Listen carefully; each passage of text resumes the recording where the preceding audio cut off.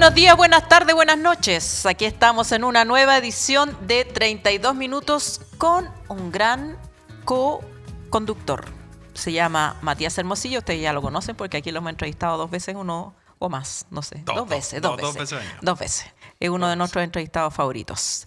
Historiador y profesor universitario especialista en cultura popular. Pueden comparar los stickers de computador. Cero. Ya. Yo sé que está medio feo porque se me rompió uno.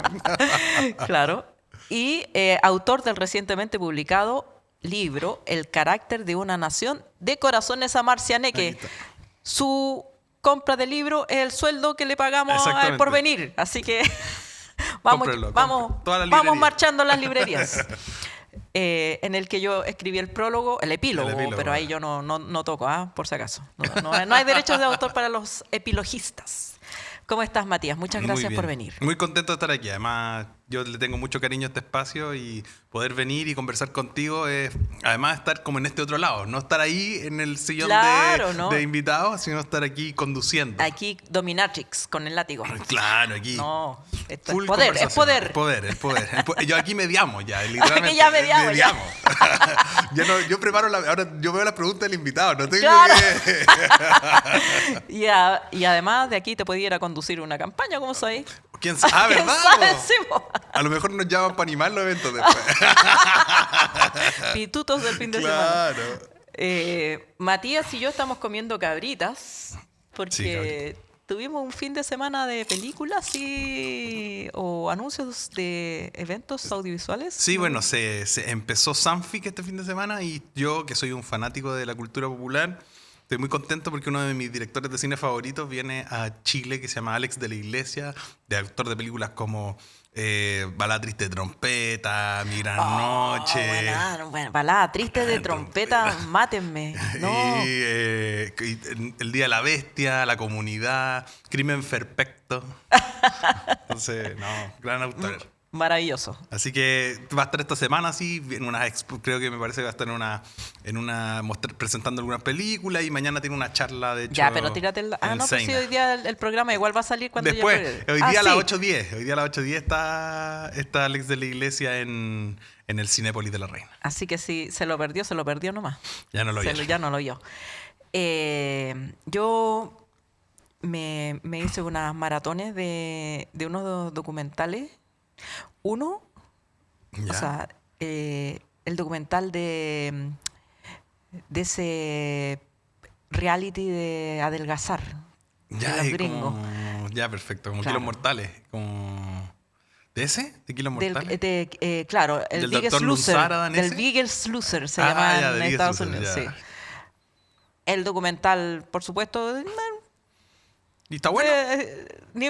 O sea, no es una obra de arte en términos de documental, pero los testimonios son... increíble. Es que eso es lo más sabroso de ese lo más sabroso, sí. Como...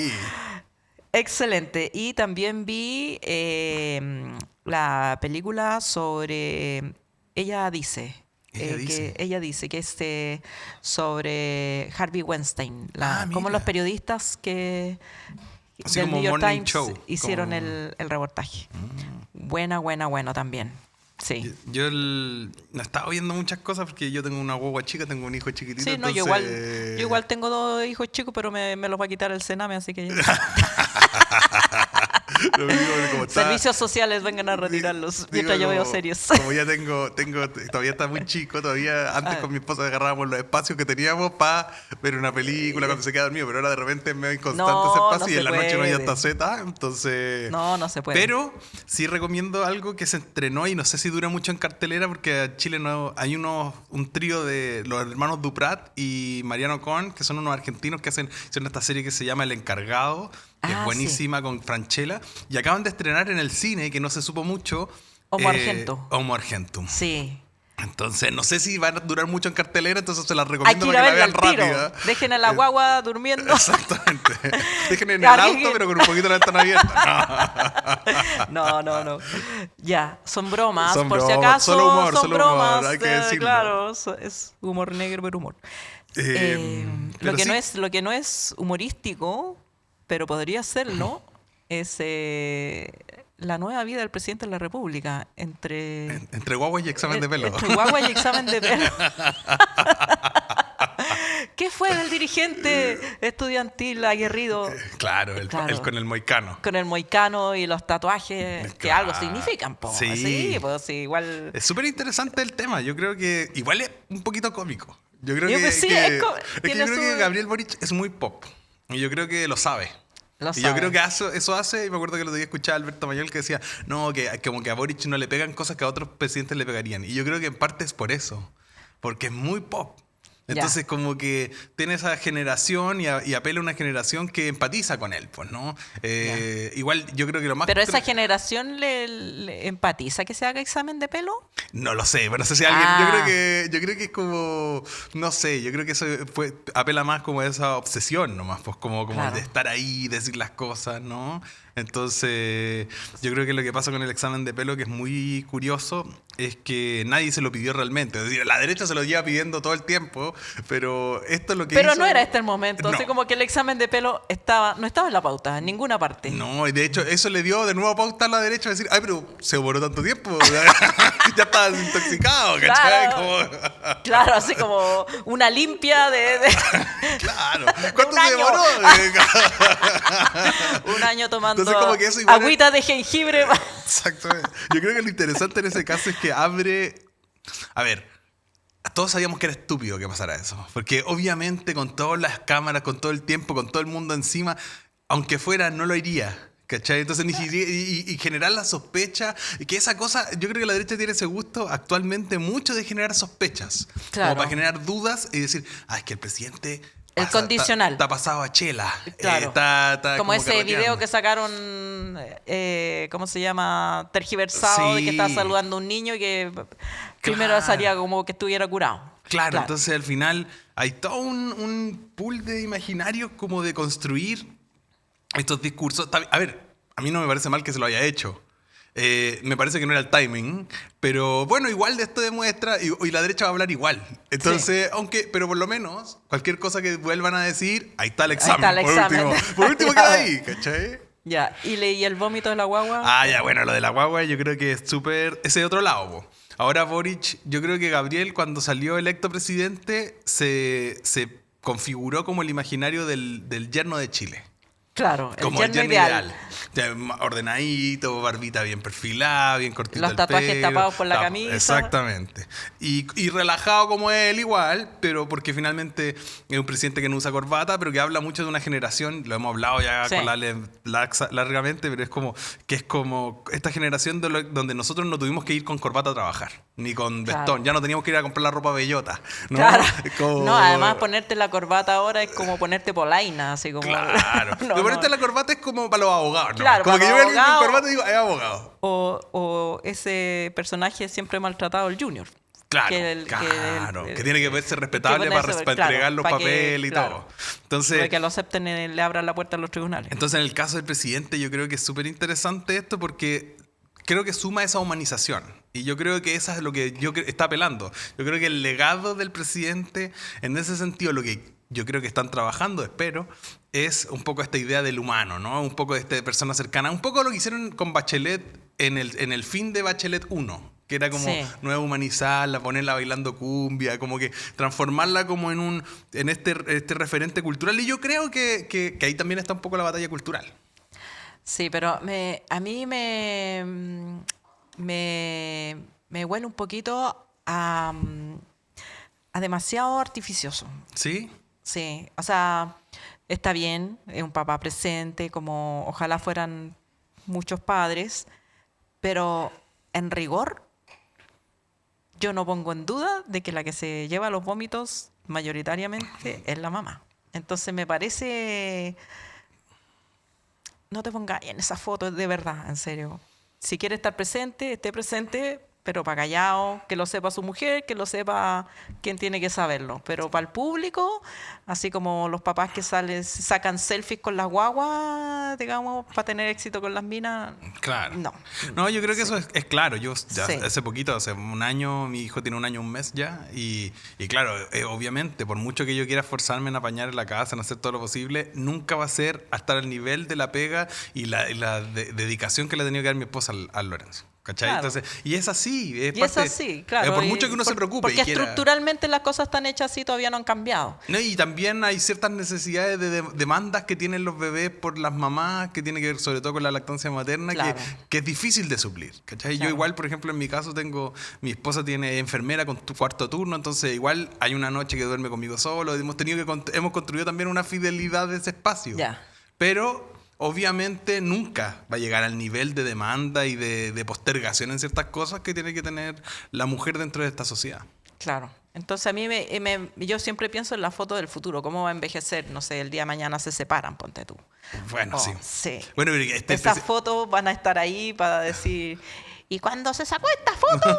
claro. ¡Se tiró El vómito al sé. mismo, claro. Claro, no, hay cosas que no Pero y sé. tampoco- Pero bueno, y- yo soy y el- más Y en pacata lo en eso, estético, sí. tampoco es que alguien quiera ver vómito de guagua, por No, mucho que a uno le claro. enternezca el de su propia guagua, pero no Sí, es como que. claro, sí, no es como, una foto- oye, Sí, es como- sí.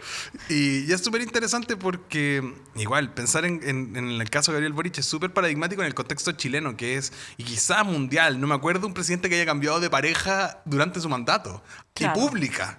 Sí, Que como po. que pasó de tener a una primera dama y después de eso terminar con esa pareja y ahora tener esta esposa prácticamente Sí. que tiene guagua. Entonces como que, como decía mi amigo Marcelo Valverde, bueno, el único presidente sexualmente activo que conocemos también, ¿no? Como que a nivel, Bueno, que sepamos, porque que digo, sepamos, yo creo públicamente que hablando- nosotros y la otra deben haberlo sido también, pero no lo Exactamente. exhibían. Porque, bueno, parte de la vida, pero digo yo, hacer de eso un tema político Claro. es lo que a mí me genera un poquito de ruido, pero veremos cómo evolucionan las cosas. En todo caso, yo sí sé de gente que se sintió ofendida por el examen de pelo porque dicen, es como, no sé, como haber estado en los carretes y después salir con la bandera de Alcohólicos Anónimos. Claro, Sí, claro, sí, claro, ¿no? Es como- entiendo. sí. Pero bueno. Veremos qué te pasa. Veamos qué pasa. Pero al menos Las sí es demandas pop. de la política son así. Sí.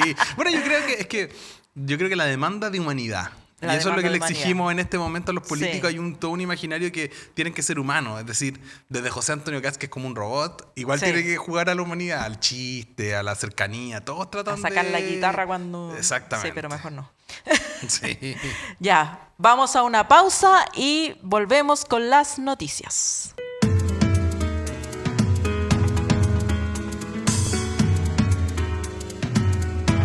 Listas parlamentarias del oficialismo. ¿Cómo se verá la papeleta en noviembre?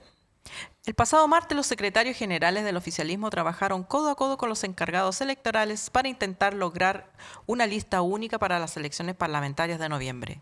Sin embargo, en aquella instancia no se logró el cometido completamente y se confirmó que la Federación Regionalista Verde Social y el Partido Acción Humanista se bajaron de las negociaciones. Según el Mercurio, los partidos pequeños afirmaron que no se podían sentar en la misma mesa en la cual se les apuñala por la espalda. El diputado de la Federación Regionalista Verde Social, Jaime Mulet, expresó fuera de la sede del Partido Socialista que, si bien la unidad es lo ideal, la realidad nos obliga a buscar alternativas. Muchas veces lo perfecto es enemigo de lo bueno, por lo que impulsaremos una lista junto a otros actores progresistas que respaldan a nuestra candidata presidencial, Janet Jara. De esta manera, este sábado el Partido Socialista, el Frente Amplio, el Partido Comunista, el Partido por la Democracia, el Partido Radical, el Partido Liberal y la Democracia Cristiana asistieron al CERVEL a inscribir la lista Unidad por Chile. El pacto presentará 183 candidaturas a la Cámara de Diputados y 30 al Senado. En el evento, la timonel del Frente Amplio, Constanza Martínez, señaló que al frente tenemos una derecha que tiene 3 candidaturas presidenciales y acá nos reúne la unidad de un tremendo liderazgo como es el de Janet Jara, que nos llena de esperanza porque sabemos que un futuro común es posible. Mientras que el presidente de la DC, Francisco Buenchumilla, afirmó que ellos tomaron la decisión de concurrir a esta coalición. De igual manera, el mismo sábado, la Federación Regionalista Verde Social y el Partido de Acción Humanista también asistieron en conjunto al CERVEL para inscribir su lista parlamentaria que nombraron Verdes, Regionalistas y Humanistas. La lista tendrá más de 140 candidatos a lo largo del país y la presidenta de la Federación, Flavia Torrealba, explicó que queremos pelear porque la agenda regionalista verde y humanista, el buen trato, la agenda verde, pelear por Chile sustentable, sostenible que aspiramos. En ese contexto, la Timonel también confirmó que el exalcalde de Valparaíso, Jorge Sharp, sí competirá por un escaño en el Congreso. Va de todas maneras. Estamos viendo varios aspectos de carácter estratégico, por cierto, porque pretendemos ganar nuestras elecciones con nuestros candidatos y candidatas. Bueno, tenemos un invitado que no sabemos si va a venir, así que no vamos a dar su nombre Ya. para hablar de este tema. Un misterio, Un misterio. una sorpresa. Pero la pregunta es, ¿qué pasó? Bueno, es que es difícil, yo creo. Yo creo que al final lo que todo concentra esto es el poder. La idea de agarrarse en el poder. Y hemos tenido unas semanas de disputa que van desde Gustavo Gatica a Valeria Cárcamo y el Frente Regionalista Verde Social y Acción Humanista. Es decir, tenemos disparidad de disputas tanto internas que se han exteriorizado. Sí, pero a ver, yo creo que también hay que desromantizar la política. Porque sean los apóstoles de Jesús o sean rojo rayado, o rojo, verde, amarillo, el ejercicio de la política requiere presencia en el Parlamento, que es la institución democrática por excelencia. Es digamos, incluso por sobre la presidencia y otras, digamos, nuestra Constitución no lo permite plenamente, pero es el lugar donde se debaten las políticas y por supuesto que si tú tienes una idea, cualquiera que sea, y aspiras a que esas ideas se concreten en la realidad, tienes que tener congresistas. Por lo tanto, a mí me parece de todas las disputas la más noble, pero no por noble el propósito significa que no va a ser a cuchillazo. Porque, claro, porque había que meter entre aspiraciones nobles a aspiraciones de mantener el cargo puras y duras nomás en un saco de pocos postulantes, y más que pocos postulantes que no todos tienen la misma posibilidad de ser electos. Y ese es el matiz, porque aparece que a los regionalistas y a los humanistas le estaban tocando cupos que no iban a ganar. Pocas sandías caladas. Claro. Pocas sandías caladas. Están mandándolo a, ¿cómo se llama? La Araucanía. Claro. Oye, ahí en Las Condes te puedo dar 3. Bueno, pero Hirsch no está en Las Condes. Diputado por ese. Sí, digo, claro, había Acción Humanista. Claro. Había que tener fe. Había que tener fe. Había que tener fe. Igual es interesante porque también nos pone un debate que tiene que ver con la democracia en sí misma, ¿no? Claro. Estamos en un debate de más democracia y encontrar espacios supuestamente cómodos para que cada uno de los espacios tenga representación o proyectos políticos. Es decir, igual hicieron calzar 6 partidos en una coalición y eran 8 y quizás con todos estos descolgados extra, pienso Partido Popular y todas esas cosas que están alrededor, todos esos proyectos como más alternativos, eran como 15 fuerzas políticas que había que meter con 180 y... Claro. ¿Cuántos cupos son en total? Son 183 para el Parlamento. 183 cupos. Igual es difícil. La matemática no te da, ni Einstein. No, hay como uno y medio por partido y más claro, o menos. Y no somos todos iguales. Pues. Exactamente. Y no, ahí también porque no es así, ya los dividimos entre los que hay. No, pues no es así. Pero yo prefiero toda esa disputa como democrática a decir que se puede gobernar con decreto de fuerza de ley. Exactamente. Que lo vamos a tratar en la próxima noticia, pero claro, decir que el Congreso no es importante. Hace como, exactamente. Ya. Y igual no abre un camino interesante porque es cómo dentro de una diversidad de fuerzas existen también pulsos internos, ¿no? Claro. Ya, por ejemplo, ya tengo cierta cantidad de diputados o lo que sea, senadores, y me meto a disputar en una mesa, tengo cierto peso, pongo mis cartas, como una mesa de póker finalmente. De hecho, estuvieron toda la noche previa a la inscripción, no durmieron esos negociadores ni negociadoras. No me imagino el olor en la sala la mañana siguiente. pero pasaron en banda porque es difícil. Es una aritmética que no hace inteligencia artificial, porque a lo mejor le podíais decir al chatbot, ChatGPT. ChatGPT resuelve el ordénamelo. problema, resuelve. ¿Cuántas A lo mejor hubiera posibilidades sido, tenemos? claro. Pero yo tengo una experiencia con ChatGPT que Ya. el otro día me invitaron a un programa para hablar de mi obra de teatro y me hicieron una presentación que había elaborado ChatGPT que decía que la obra la había escrito otra persona. Chuta. Entonces, no es muy confiable. No, no es confiable. De no hecho, es confiable. inventa bastante. En estas variables, Inventa bastantes como. ¿Inventa? Inventa bastantes textos. Yo como que lo he notado en mis estudiantes. Cuando a veces yo ahora me mandé a hacer un timbre que dice alto en contenido de inteligencia artificial. Alto Poner en los trabajos.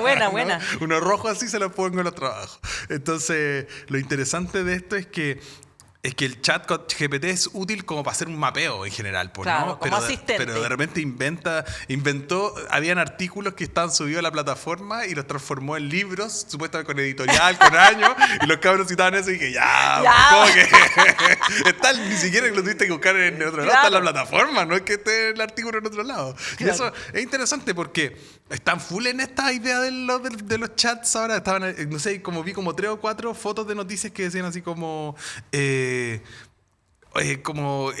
votaría por José Antonio Caz de inteligencia artificial, como que había un montón de cosas en redes sociales de eso y es como, ¿qué les dio como por esta búsqueda? Claro. O es que había uno que ¿En decía, cuál? ¿En la de Elon Musk o, no, o en la de los en chinos? ChatGPT. Ah, ya. Y me dio risa porque preguntaban, estaban preguntando si Jesús votaría, ¿por qué candidato votaría Jesús? Y Jesús, déjenme tranquilo. Déjenme dormir. Tranquilo, déjenme dormir. Les pareció poco lo que me hicieron y ahora me quieren llevar a votar. Bueno, entonces esperemos que nuestro invitado, si no viene, se quedarán con este comentario ilustrativo. Pero si viene, nuestro entrevistado puede ayudarnos a aclarar dudas. Está súper interesante esto porque pienso en la DC, pienso en lo como las políticas, los cuchillazos internos, las cartas de los expresidentes de partido. Oye, como periodista política, no hay nada más entretenido que esa weá. Así como estar ahí, te quedas allá afuera como periodista y salen los tipos al café y todo. Ay, ¿qué pasa, hermano? Y es como igual, es como que cuando te estás quedando dormido, no sé si te pasa a ti, pero a mí cuando me estoy quedando dormida, todos los problemas son terribles. ¿Cómo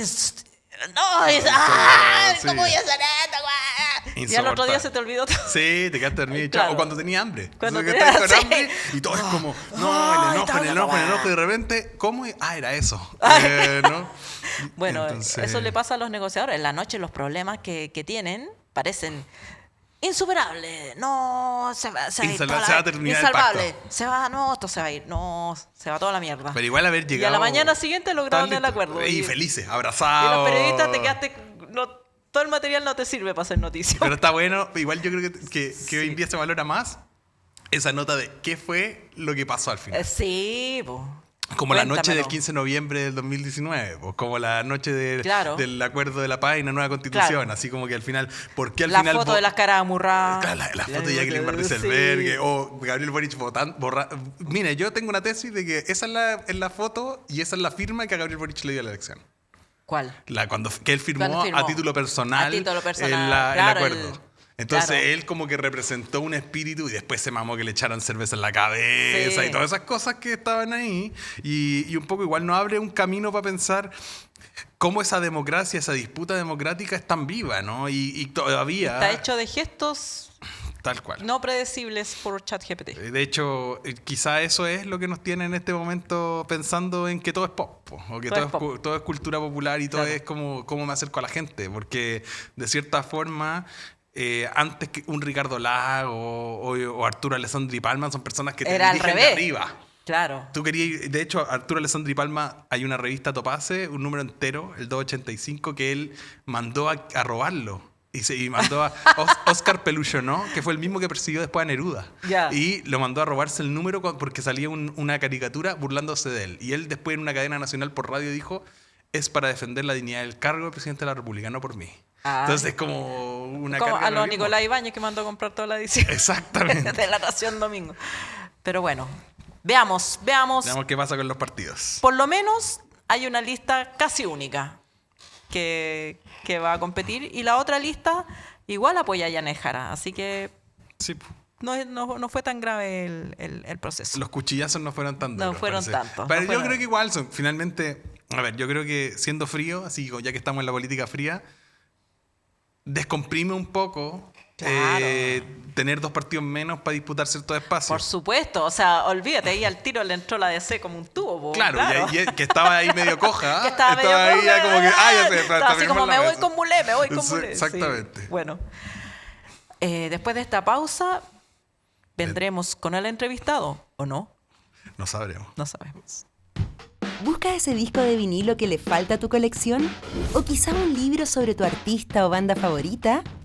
Somos la tienda de música.cl, una disquería y librería de música online con un amplio catálogo de discos de vinilo de todos los estilos y una dedicada selección de libros sobre la música y los artistas que tanto nos gustan. Despachamos a todo Chile y por compras sobre 79.900 pesos, todo envío es gratuito. Visítanos en www.latiendademusica.cl, el rincón online para amantes de la música. Y se resolvió el misterio. Sí llegó el invitado y es un invitado de lujo para hablar del tema que estábamos comentando hace un rato. Jaime Mulet, presidente del partido Federación Regionalista Verde Social. ¿Cómo estás, Jaime? Bien, muy bien, con harta pega. Tenemos muchas preguntas, Calculando. muchas dudas. Está con el Excel abierto. Con el Excel. Y no es chiste. ¿Qué pasó? ¿Qué pasó, Jaime? ¿Por qué? ¿Cuál fue Entendemos que siempre hay ideales y los ideales a veces se chocan contra la dura y cruel realidad, pero ¿cuál fue la piedra de tope para no lograr una lista única en este A ver, caso? yo te diría que la realidad dura. Nunca ha habido una lista única parlamentaria de más de 5 partidos. Ahora por primera vez están llegando a la de 7 partidos, porque hay una cosa objetiva que nosotros planteamos desde el principio, que el ideal a mi juicio era ir en 2 listas, con los partidos holgados, bien representados, sin fisuras, porque el sistema electoral te obliga a competir, en este caso, a 9 actores en una lista donde en muchos lados solo pueden competir 3, en otros 4, en otros 5, en otros. Entonces es muy difícil y no se ha logrado nunca. De hecho, nosotros nos salimos el día martes porque veíamos que había una negociación donde no se estaban respetando ciertos mínimos que requerían los distintos partidos y particularmente nosotros, y estimamos que esto no se iba a lograr, digamos, razonablemente. O sea, tenías que humillarte, en el fondo, o desaparecer políticamente, y no estuvimos dispuestos a eso, a desaparecer ni a perder, digamos, parte importante de lo que nosotros somos y lo que significa tener un partido político. Entonces, por eso que preferimos armar una lista de muy buena manera, nos retiramos, y eso lo demuestra precisamente el hecho que los otros 7 que siguieron todavía no terminan. De hecho, inscribieron el pacto, pero hay 2 distritos que todavía no se ponen de acuerdo. Pero tendrán que ponerse de acuerdo de aquí a la noche. Se van a poner de acuerdo, creo o sea, que va a arbitrar ustedes saben que esto lo estamos grabando a lo mejor temprano. a la hora que salga el programa ya están de acuerdo o no. Claro, pero digo eso porque si hubiéramos estado 2 actores más, el pacto hubiera sido imposible. Igual, hubiera reventado más adelante. Por Entonces, algún lado. Claro. Ahora lo otro que es muy importante también para nosotros señalar es que obviamente no estamos dispuestos a cualquier cosa. La política requiere que la ciudadanía decida, ¿no? Que decían unos señores que se juntan en un partido y te dicen, ya los regionalistas van a ir ahí, ya Muleto vaya a ir, Claro. bien Holgadito para que salgáis de nuevo, pero no podéis llevar en el resto del país, te fijas, y empieza una cosa que no estamos dispuestos. Yo, de hecho, precaricé mi posibilidad de reelección, soy bien honesto en plantearlo. Hoy día tengo una posición mucho más difícil, pero tenemos representación regionalista verde en todo el país y la gente va a decidir a quién le da el voto y no y dónde nosotros vamos. Claro, y ahí, pues, si puedo preguntar, yo creo que esto es interesante porque ahora esta articulación nueva, ¿cómo los lleva a ponerse de acuerdo? Porque es difícil dentro de la propuesta, ya era difícil con esto, pero ahora, ¿cómo empezaron como a articular de qué partidos, dónde, cómo lo están haciendo, cómo están, como incluso entre esa conversación interna, cómo están llevando ese camino adelante ahora? A ver, nosotros somos 2 partidos y una serie de organizaciones regionales, como Transformar de Charp y otras, bueno, que preside Rodrigo Ruiz, Archipiélago Soberano, Bloque Mapuche, Tarapacamarca, en fin, una serie de organizaciones regionales que trabajamos con ellos hace mucho tiempo y que no tienen representación política y que son parte de nuestros aliados, digamos, como Federación Regionalista. Y le abrimos los espacios y tenemos diálogo con ellos. Bueno, veníamos trabajando con ellos, nos interesaba, por ejemplo, que tengan representación. En Valparaíso, no sé, te fijas, Transformar con Charp, Adriana Ampuero, una ex constituyente de Archipiélago Soberano, si no, no le íbamos a poder llevar. Y así, la gente de Bloque Mapuche, que es muy interesante también, mapuches institucionalizados que trabajan en la Araucanía con nosotros, con los regionalistas verdes, Tarapacamarca en Tarapacá, y otras organizaciones que trabajan con nosotros y que tienen que estar. Nos hemos ido poniendo de acuerdo, la verdad, tenemos espacios para hacerlo bien. Y ya estamos, te diría yo, terminando ahora en la mañana la lista. Pero tener espacio para llevar candidatos no es lo mismo que tener posibilidades. Es cierto que las posibilidades nunca nadie las tiene, sino para qué habrían elecciones, nunca no se puede dar por hecho nada. Pero esta alternativa no los pone todavía más en riesgo de no obtener los votos para lograr los mínimos de sustentación política. Yo creo que el riesgo se disminuye un poco, no mucho, porque obviamente no es fácil en Chile, mientras esté el sistema como está, que en el fondo promueve los pactos. Nosotros creemos que no deberían haber pactos, pero esa es otra discusión. Donde tú, por ejemplo, hoy día pasa que tú vas a votar en la lista de los 7 partidos, vas a votar comunista y vas a elegir demócrata cristiano, o vas a votar demócrata cristiano y vas a elegir comunista, ya que los pactos significa eso, y el voto se aleja un poco de las pretensiones o de los ideales de la gente. Eso es un problema que tiene el sistema. Ahora, claro, el resultado se va a saber al final de las elecciones. Pero nosotros creemos que mejoramos de alguna manera, no tanto, pero mejoramos la posibilidad, porque, por ejemplo, yo te apuesto que o el Partido Radical o el Partido Liberal van a perder la legalidad en el próximo proceso, porque quedaron de tal manera horquillados con muy pocos cupos. Y hay 2 cupos que todavía no se resuelve si se van para uno o se van para otro. Y esa era la alternativa, o sea, en el fondo era como estar entre la espada y la pared. Pero nosotros creemos que obviamente vamos a mantener la legalidad y mucho más que eso. Y bueno, y la gente va a decidir por último. Prefiero morir en la lucha que morir subordinado. Yo creo que, y en esa misma pregunta, bueno, a mí me gusta un comentario pop de todo esto, ¿no? Que Jaime todo es verde, ¿no? Tiene los lentes verdes, la carcasa del celular Le es falta verde. el pañuelo verde, Falta el sí. pañuelo verde, sí, claro. La bufanda. Entonces creo que igual abre... Y es interesante porque nos pone un punto de vista de una conversación, que algo que no estaba tan claro o que la gente entiende como partidos políticos tradicionales. Una federación de partidos, como tú lo mencionabas antes, abre a esta conexión con todas estas pequeñas organizaciones regionales que están abriendo conversación. Y eso yo creo que es súper interesante porque no se piensa tanto. Sobre todo que cuando hablamos de disputas de partidos políticos, tendemos a entender estos bloques homogéneos, ¿no? Y en este espacio ya se salieron de este pacto, armaron este pacto alternativo. ¿Cómo se sienten ahora o cómo se separan ahora en relación a la candidatura de Janet Jara? No, eso nunca ha estado en duda. Yo creo que esto le va a hacer bien a Janet Jara y a su candidatura. La verdad es que no le afecta en nada. Uno puede pensar que puede haber una afectación electoral, que es lo que le preocupa a algunos, ¿cierto? Es decir, mire, van divididos, entonces eso pueden, a lo mejor en el conjunto, tener menos escaños. Pero eso es relativo, porque al llevar más candidatos igual tú obtienes más votos, sumando las 2 listas, y al obtener más votos el efecto que se produce de sacar menos parlamentarios, ese efecto es así, pero con la misma cantidad de votos. Entonces al final yo creo que va a ser un aporte, sobre todo a Janet Jara. Hay un aporte también desde el punto de vista de la diversidad, porque el límite obviamente nuestro, de todas estas organizaciones o movimientos que yo señalo, es que apoyen a Jara, digamos. Esa es la condición. Al mínimo. Para estar en el pacto, claro, te fijas, porque igual había algunos que no estaban y obviamente no estuvimos disponibles, digamos. Entonces, de eso se trata. O sea, Jara nunca ha estado puesto en duda. Yo creo que le va a hacer bien a IREA. Aquí hay una lógica de algunos de cerrar el sistema político. Y yo debo decirlo con mucha responsabilidad. Aquí particularmente el ministro Elizalde, yo creo que tiene una lógica de eliminar partidos. Se ha tomado el discurso de la derecha, la fragmentación que hace mal, o de ciertos sectores. Pero la fragmentación política no necesariamente es dañina. Y si es dañina, hay que ver quién provoca el daño. Claro. ¿Por qué no hay acuerdos a veces en el país? Basta que se pongan de acuerdo la UDI, RN, el PS, el PPD, por ejemplo, y se pusieron de acuerdo sin ningún problema para poner un umbral para que los partidos desaparezcan si no sacan determinada votación. Para eso se ponen de acuerdo. Entonces, la fragmentación, ¿dónde está? La fragmentación muchas veces está dentro de los partidos, no necesariamente los partidos emergentes. Pero los partidos que hoy dominan la escena porque tienen más parlamentarios están cerrando el sistema.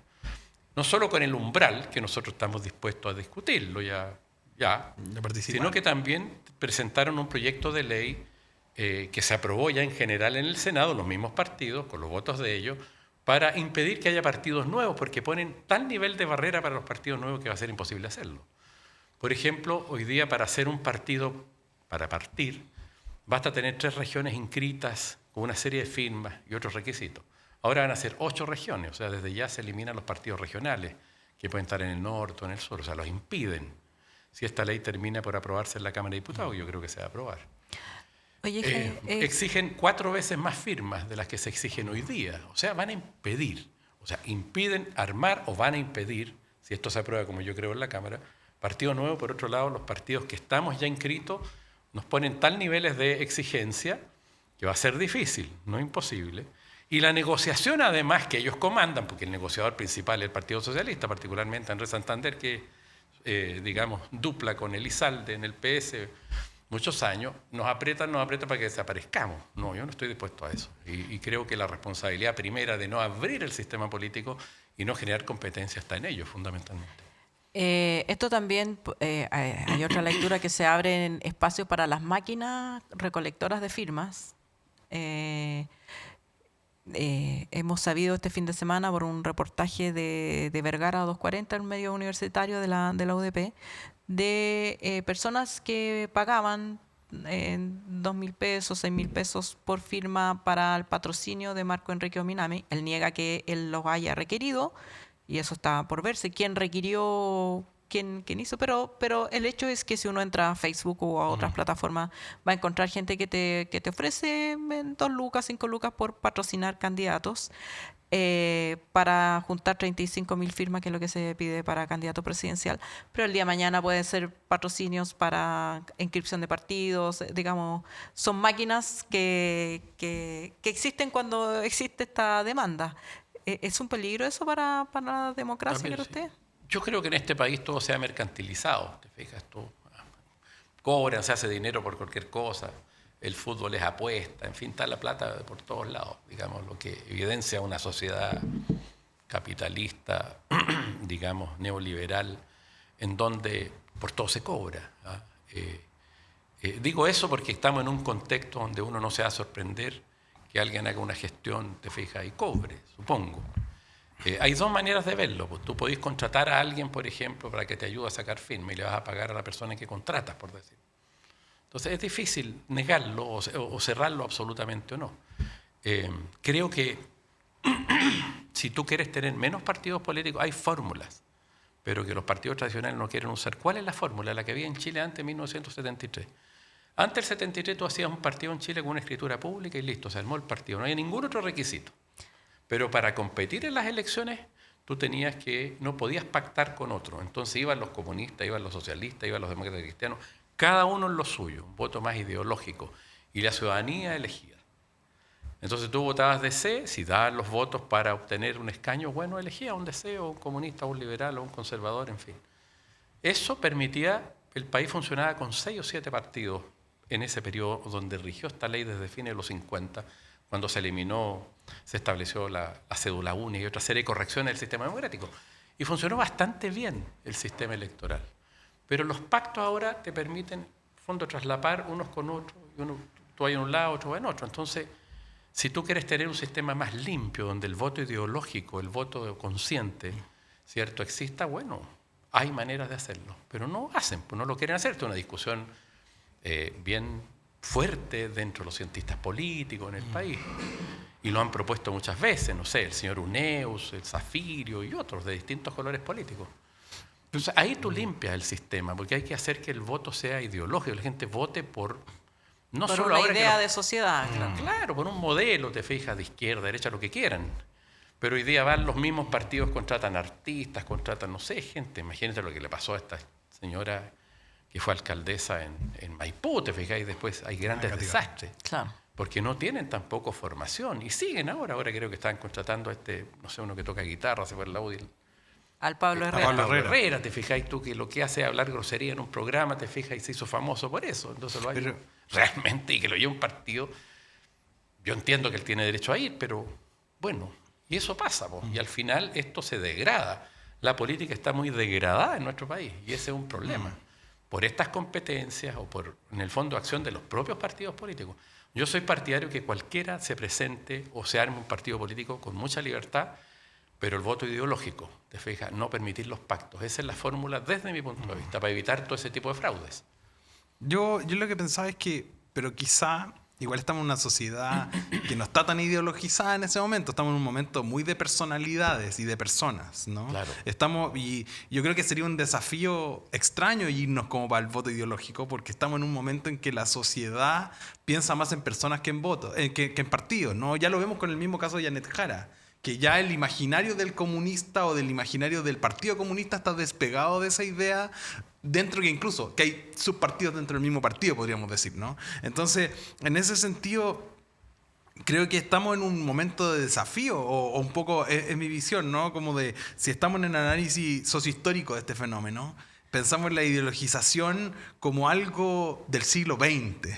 Y estamos en un momento en donde los grandes conceptos ideológicos no es por lo que la gente vota. Y eso yo creo que quizás a lo mejor hay que buscar fórmulas nuevas. Bueno. Yo creo que no es la fórmula la de los 50, pero yo creo, porque lo que creo es que estamos en un momento en que, a ver, Jaime, la gente va a votar por usted porque incluso lo conoce. Yo creo que hay una cosa de personas. Y yo creo que es muy importante eso. Porque yo creo que esto fue muy importante, es que se municipalizó la política de Chile. Y la municipalización en el sentido más clásico es la gente ya no vota por un alcalde por su partido político, sino por la persona que es. Y eso se está llevando a un fenómeno mucho más grande, la alcaldización de la política, con un sentido mucho más extremo de yo voto por la persona, no voto por el partido. Lo que pasa es que depende, pues, ¿sí? Esto se discute y se ha discutido durante mucho tiempo. Por ejemplo, depende de la función. Yo entiendo que a nivel local, a nivel de concejal, a nivel de alcalde, y creo en eso, te fijas, la gente pueda entender y relacionarse más directamente con la persona y con sus capacidades, te fijas, y se traspase un poco el voto. Y creo que así era antes también, de alguna manera. Muchos votaban a lo mejor por un alcalde comunista que era bueno, aunque sean más bien de derecha, se conocían en un ambiente más pequeño como en una comuna. No es imposible eso. Pero lo importante es, obviamente, ir determinando las capacidades políticas. Yo creo que el Congreso Nacional, el Congreso por definición es nacional. Y ahí debería haber un voto que tiene que ver con un modelo de sociedad. ¿Te fijas? Digamos, porque las leyes son nacionales, no son regionales ni locales. Y al menos una de las cámaras, y normalmente ha sido así, ¿cierto? Las cámaras de representantes o el Parlamento, que se asocia más digamos, a la cantidad de personas, la Cámara de Diputados en general en los países, la representación es proporcional de acuerdo al país, ¿te fijas? Y el Senado más bien cubre las regiones, como en Estados Unidos, ¿cierto? Que son 2 senadores por estado, independientemente del porte del estado. Claro. Y ahí están representación los territorios. Pero la Cámara de Representantes es más bien representación, debiera ser más ideológica del modelo de sociedad que tú quieres para tu país. Para tu región están los cores, para tu comuna están los concejales, los alcaldes. Entonces creo que incluso yo hablo siempre de vocaciones políticas. Hay vocaciones políticas más nacionales en el Parlamento, ¿cierto? Más locales, los que quieren ser alcaldes, les gusta, son grandes gerentes, por decirlo, o administradores públicos, lo digo en términos generales. Entonces, depende de eso. Y creo que hay que distinguir eso y el país llevarlo o la legislación a ser claro en eso. Yo distingo como vocaciones públicas. Claro, bueno, recordemos que esa fue una innovación de la dictadura, terminar con las representaciones nacionales y establecer los representantes por distrito. Claro, y no se ha modificado. Y eran 60 distritos, o sea, lo parcializó mucho más. Claro. Pero bueno, eso se discute. Mira, lo importante es que esto sea un juego limpio y que permitan competir. Y eso es lo que nosotros nos hicimos respetar. O sea, no estamos dispuestos a que nos digan y nos administren otros, porque nosotros, claro, dicen que ustedes tenían 2 diputados. Claro, yo le dije, o le decía, fuimos en 4 regiones y sacamos 2 diputados y 2 senadores. Pero ahora estamos en las 16 regiones. Pues, entonces, si tú me decís que puedo ir con 2 nomás, bueno, entonces va a morir mi partido, pues mínimo requiere tener 4 representantes. Es que nosotros tenemos 20, decían los Frente Amplio, nosotros queremos llevar 45. Bueno, lleva 45, pero nosotros vamos a quedar más realistas. ¿Te fijas? Entonces, por eso yo digo que en esta negociación, volviendo a eso, faltó inteligencia. Lo inteligente es que los grandes permitan también que los socios, pues somos socios, chicos, también existan y puedan competir hoy día donde están constituidos en todo el país. ¿Te fijas? Y no, obviamente, que te administren. Te digan, no, tú eres chico, todos fueron chicos. El Frente Amplio eran 3 partidos pequeñitos. La Democracia Cristiana, que fue partido grande y partido chica. Todos parten chicos. Entonces, si no te permiten competir, en el fondo van Jaime, estableciendo pero barreras. ¿cuál fue la piedra de tope? Porque si uno mira los números, cuando se anunció que ustedes se bajaban y todo, se liberaron 40 cupos. Y usted dice que le estaban ofreciendo 4. ¿Cuál era...? No, más de 4 en esa oferta. No los Ya. que queríamos. Eran como 10 u 11. Ah, ya. Pero me imagino que había otro indicador que era la elegibilidad, claro. ¿Les ofrecían cupos malos o cuál era el...? A ver, yo creo que hay 2 cosas objetivas. Uno, es muy difícil cuadrar esto con 9 partidos. O Ya. sea, era un tema objetivo ese. Claro, que lo dijimos. Y yo creo que no lo hubiéramos logrado. Ya. Piensa usted que con los 7 todavía no lo logran. Pero lo fundamental era entender que nosotros podríamos habernos ajustado perfectamente, no sé, con 8 cupos, 9 cupos, 10 cupos, bien distribuidos, ¿te fijas? Inteligentemente distribuido. Claro. Ya. Pero no, la ambición de los más grandes de crecer más, bien, es respetable. Si esto es una negociación y al que no le gusta Sí. se va, digamos, ¿te fijas? Y al final lo que hicimos nosotros fue eso, con dolor, porque vimos que nuestros aliados, digamos, no tenían ningún interés que nosotros subsistamos, ¿te fijas? Y eso así, si esto es un ambiente competitivo. Entonces, si no nos permitían lo mínimo para subsistir, yo creo que una elegibilidad, la lista tiene 183 personas y debíamos haber elegido, si hubiéramos ido, más o menos 80, ya en una sola lista. Bueno, era una elegibilidad del 50%, 45%. Entonces, tú ya hay 8 para sacar 4, 9, 10 para sacar 4. Era como lo lógico Ya. y teníamos buenas candidaturas, pero no se dio eso. No se dio eso. O sea, en el fondo se daban, más bien ellos pedían 3 cupos, pedían 2 cupos. O sea, no una cosa que además es refome hablar de los cupos. Yo le quiero decir a la gente que vamos a estar en las regiones defendiendo los temas locales, especialmente en Valparaíso. Oiga, pero en Antofagasta, nosotros queremos el Atacama, Cagüín. en el sur. Yo solamente quiero hacerle, y te cedo Sí, la yo tenía- última pregunta. ¿Cómo hizo para seducir a Tomás Hirsch, que ha sido un aliado ahí? Porque usted venía llegando y se llevó No, un partner. ¿Cómo lo hizo? Yo siempre he estado en el mundo progresista. Lo que Ah, pasa sí, es pero- que si usted revisa mi historia electoral, revísela. Ah, ya. Mi historia de votación. Ya. Revise mis votaciones en la Cámara. Yo he sido parlamentario antes, después volví a la Cámara, estuve Sí. mucho tiempo fuera. Revise. Lo que pasa es que yo no me subordino. ¿Ah? Y la verdad es que, y digo eso, que a veces uno se hace la vida un poquito más difícil cuando uno, digamos, no se somete, digamos. ¿Ah? Yo soy un hombre de regiones y siempre he defendido las regiones. Este gobierno se comprometió con las regiones y poco avanzaron las regiones, para serle bien honesto. Temas que son importantes para nosotros. Digo eso porque eso también está en el sustrato de esta situación. ¿Ah? Los temas verdes que a nosotros nos interesan tampoco se han abordado con fuerza. Entonces nosotros creemos, y además quieren cerrar el sistema de partido, o sea, el riesgo de que no solo te saquen, sino que además no puedas después tú u otros Claro. ir con estos temas. Entonces es muy grave lo que está pasando. Y de eso detrás está el ministro Elizalde. Él sabe muy bien lo que hace. Él es el responsable de esta situación. No hay otra persona. Usted me decía lo de Tomás. Bueno, Tomás le pasó lo mismo. Tomás es una persona que ha estado en el mundo progresista, ha sido, no sé, aliado del PC, histórico, fue Histórico, Candidato, presidente. claro. Claro, pero en el fondo yo veía a Tomás con más ganas que nosotros, digamos, en este proceso, porque él con mucho esfuerzo ha inscrito al partido. Él y yo lo repetimos en todas las reuniones, en La Moneda, en todas partes. Nosotros necesitamos determinados mínimos para poder seguir existiendo como partido. Y la respuesta de La Moneda, de Elizalde, decían sí, pero presentaban proyectos para que desaparezcan los partidos, ¿te fijas? No solo los actuales, sino que también construir partidos futuros. Ahí hay una hipocresía.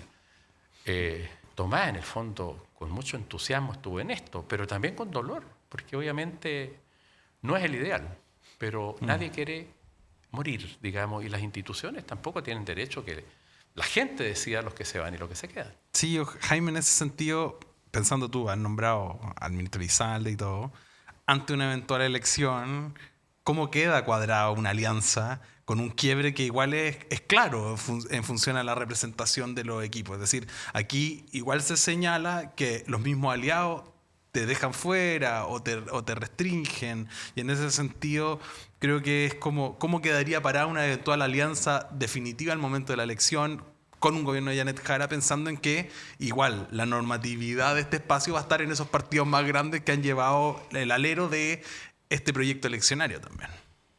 A ver, esos partidos más grandes tenían una candidata presidencial y la gente les puso otra, les puso a Janet Jara. Claro.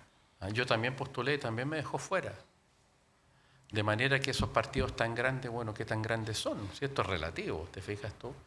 Van a seguir sosteniendo parlamentarios porque no quieren competencia, no quieren competir en todo el país, en el fondo están cerrando el sistema.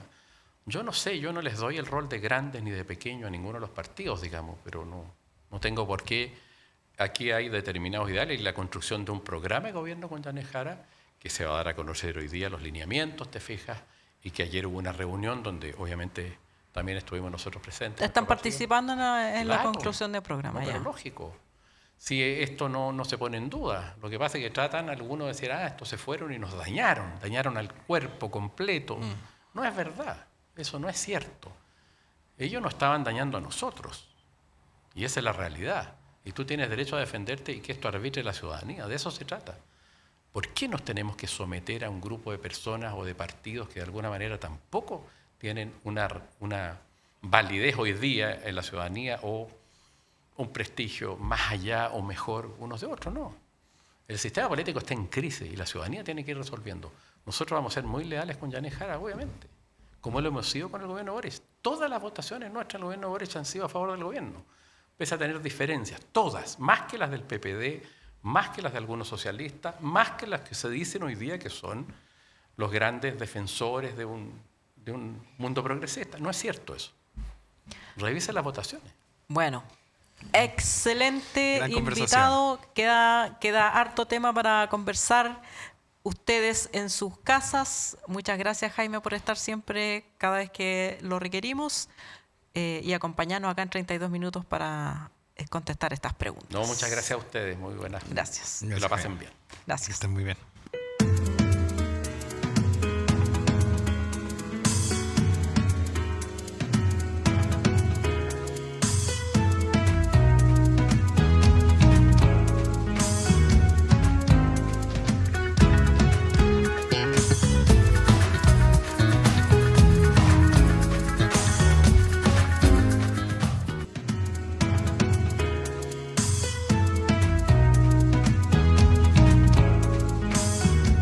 ¿Qué acuerdos se lograron en las listas parlamentarias de oposición? Al otro lado de la vereda, el pasado viernes finalmente se destrabaron las negociaciones entre Chile Vamos y Demócratas, tras el anuncio del diputado Miguel Ángel Calisto de ir a las senatoriales por Aysén de manera independiente. El acuerdo se selló alrededor del mediodía del viernes tras una reunión en la sede de Renovación Nacional. De esta manera, dirigentes de ese partido, Evópoli, la UDI y Demócratas asistieron este sábado al CERVEL a inscribir su pacto parlamentario. Anterior al acuerdo, la UDI había amenazado su rechazo a la candidatura de Calisto, lo que llevó a Demócratas a amenazar con abandonar el acuerdo. Incluso, para el miércoles estaba prevista una reunión entre los líderes de Chile Vamos y Demócratas para tomar una definición, pero no se concretó. Además, durante las negociaciones, los principales nudos fueron los distritos de Coquimbo y Malleco, en la Araucanía, donde también demócratas como la UDI esperaban llevar candidatos. También generaron diferencias los nombres para Antofagasta y la circunscripción senatorial del Maule, donde la tienda que dirige Guillermo Ramírez planea llevar a su secretario general, el diputado Juan Antonio Coloma, y Demócratas contempla inscribir a Rincón. Por otro lado, el pasado 8 de agosto, los partidos de la extrema derecha, Republicano, Nacional Libertario y Social Cristiano, concurrieron hasta el CERVEL para inscribir su pacto Cambio por Chile. Esta coalición tendrá un total de 183 candidaturas a la Cámara de Diputados, de las cuales 77 serían mujeres. Según el presidente del Partido Republicano, Arturo Esquella, este pacto representa una alternativa sólida para superar la profunda crisis que vive el país. Por otro lado, aún hay partidos que competirán fuera de listas, como el Partido de la Gente, que tiene 36.571 afiliados, Amarillos por Chile, con 5.635 militantes, y el Partido Ecologista Verde, con 3.090 simpatizantes. Mira Mira, cómo se mueven las bueno, cosas. y todo esto podría importar nada, porque si sale electo Kast, Bueno, sí, no le van a mandar proyecto. ¿Y para qué mandan Congreso. 183 candidatos? Claro. Entonces, O sea, haga un rollito con la lista. sí. Bueno, yo creo que es una cosa bien interesante porque yo creo que esto se emparenta mucho por cómo no le ha pegado tanto al Partido Republicano el fracaso constitucional. Que habla de eso, que finalmente es como un grupo de personas que no le importa tanto la democracia y que fallaron en este proceso y que podríamos decir, ya no le dieron gobernabilidad a Chile. Y Claro. no, porque al final era como, que tampoco queríamos esa constitución, pues entonces da lo mismo. Igual la que ahí nos gusta. Exactamente. Yo creo que abre un camino para pensar en estas formas de organización de los partidos políticos y cómo, no sé, yo creo que Chile Vamos hoy en día está realmente en riesgo de quebrarse, de perder la mayoría de las elecciones y todo, porque además que supuestamente estaban haciendo como este pacto de no agresión entre las dos listas, y ahora si mandó republicano la extrema derecha 183 candidatos, es que no hicieron un pacto de no agresión, po. Claro, tendrían que ahora hacer como un pacto de omisión de bajar a algún candidato en algún distrito clave para Chile Vamos y compañía, pero está difícil. ¿Pero se puede bajar ahora ya inscrito? Sí, pues igual o pueden, si hicieron el acuerdo antes, por ejemplo, pueden llevar a alguien testimonial. Ya, Pueden llevar perfecto. un candidato mula en un distrito que le interesa a otro, pero es muy difícil que haya un acuerdo sustantivo porque republicano, como lo ha hecho hasta ahora, digamos, ha tenido fracasos por hacerlo, pero como que no le importa mucho, porque su plan es dominar a la derecha y cada vez tiene más arrastre. Sí, quizá su plan es acabar con Chile Vamos, ¿no? Por supuesto. Como esa es su visión, finalmente son Ese todos es el descolgados. plan, claro, ese es el plan final, claro. Y incluso abrazó una lista con los descolgados de su propio partido, que eso es lo interesante de todo, porque Sí. es como el mismo Kaiser y todo ese movimiento eran gente que se quejaba de José Antonio Cast, Se entonces salió salió a la para hacer derecha. su propio partido. Claro. Entonces al final igual logró un pacto de abrazar, como que abrazó hasta ahí nomás, como, ¿no? Claro. Y un poco, claro, hay una vendetta muy dura contra Chile Vamos. Igual, por ejemplo, yo creo que Amarillo y Demócrata ya tienen que aceptar que no son de izquierda, o de centro izquierda, o de centro. Claro, no, ya salieron del closet así con todo. Pero Claro. además son partidos boutique que no... Es como que... Tienen como dos rostros que son rostros televisivos. Como Claro, que esa es su claro, cuestión. sí. Y Jimena Rincón, que, seamos claros, siempre ha querido ser presidenta de Chile. Sí, Como que esa es su obsesión. su obsesión, sí. Entonces ahora tiene como su Sancho Panza, nunca mejor dicho, Gabriela Lemparte, que está ahí como en todos lados, como acompañándola, claro. yendo a comprar los regalos de La Navidad. avanzada. Todo. Entonces está ahí. Mandando las tarjetas. Exactamente. Entonces es súper interesante porque nos encontramos en un espacio como como de codificación extraña del escenario como chileno político, incluso en la derecha que está, ya tenemos la centroizquierda y en la izquierda en general, como esta, ya hablamos, ¿no? De esta como articulación de partidos y de fuerzas políticas para una lista única, pero no llegamos a este nivel de descomposición como lo que está pasando en la oposición. No, claro, y además que ahí siempre la derecha se cuida de mantener bajo 7 llaves las peleas como son en realidad, porque también hay menos cobertura, hay que decirlo, de ese sector. Pero yo creo que... Pero son... Fiel. Ahí no hay piedad, ahí no hay piedad. Bueno, pero yo creo que en ese sentido, esta elección particularmente, para ambos lados, nos ha traído peleas políticas que no eran muy visibles. El PC era súper hermético para mostrar y ahora Sí. la disputa interna está Ahora bastante afuera. sí, claro. En el caso de la derecha, Evelyn Matei, con su ida y vuelta, se ha dedicado a decir que José Antonio Cast la quiere destruir. Sí, claro, no, es verdad. Se ha transparentado la cocina.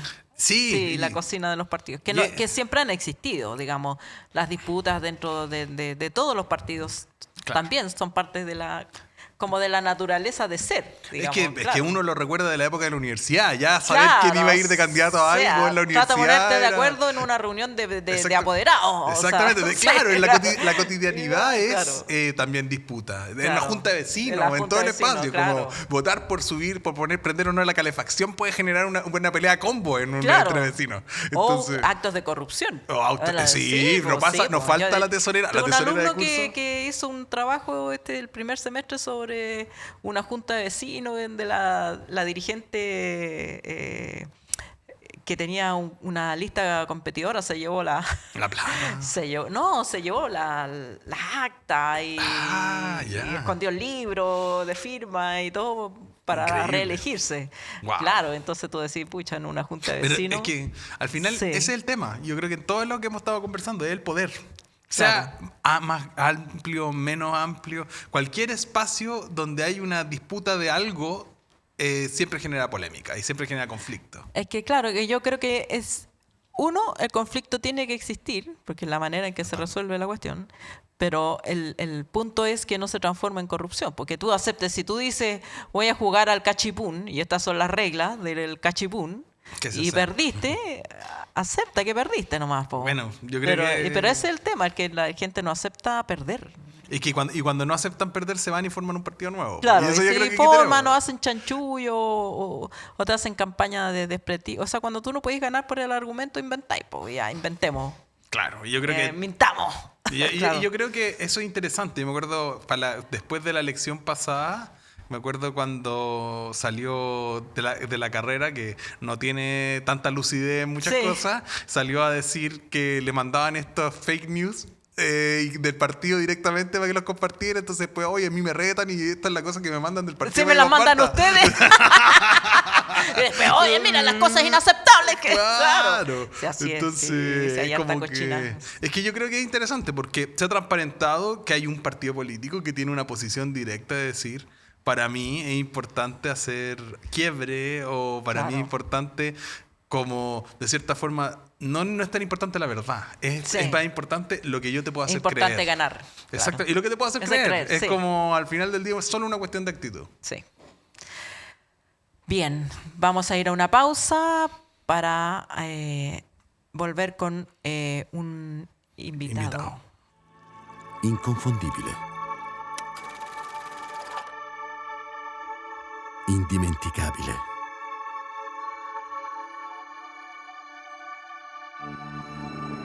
E il nostro caffè oggi riparte, portandoci a scoprire nuove parti del mondo. Prima di tutto, scegli se vuoi fare un caffè o se vuoi fare un costadoro. Mio padre diceva così, mentre ogni mattina faceva la sua scelta. Quella giusta, da sempre. Ecco dove ci porta il nostro viaggio.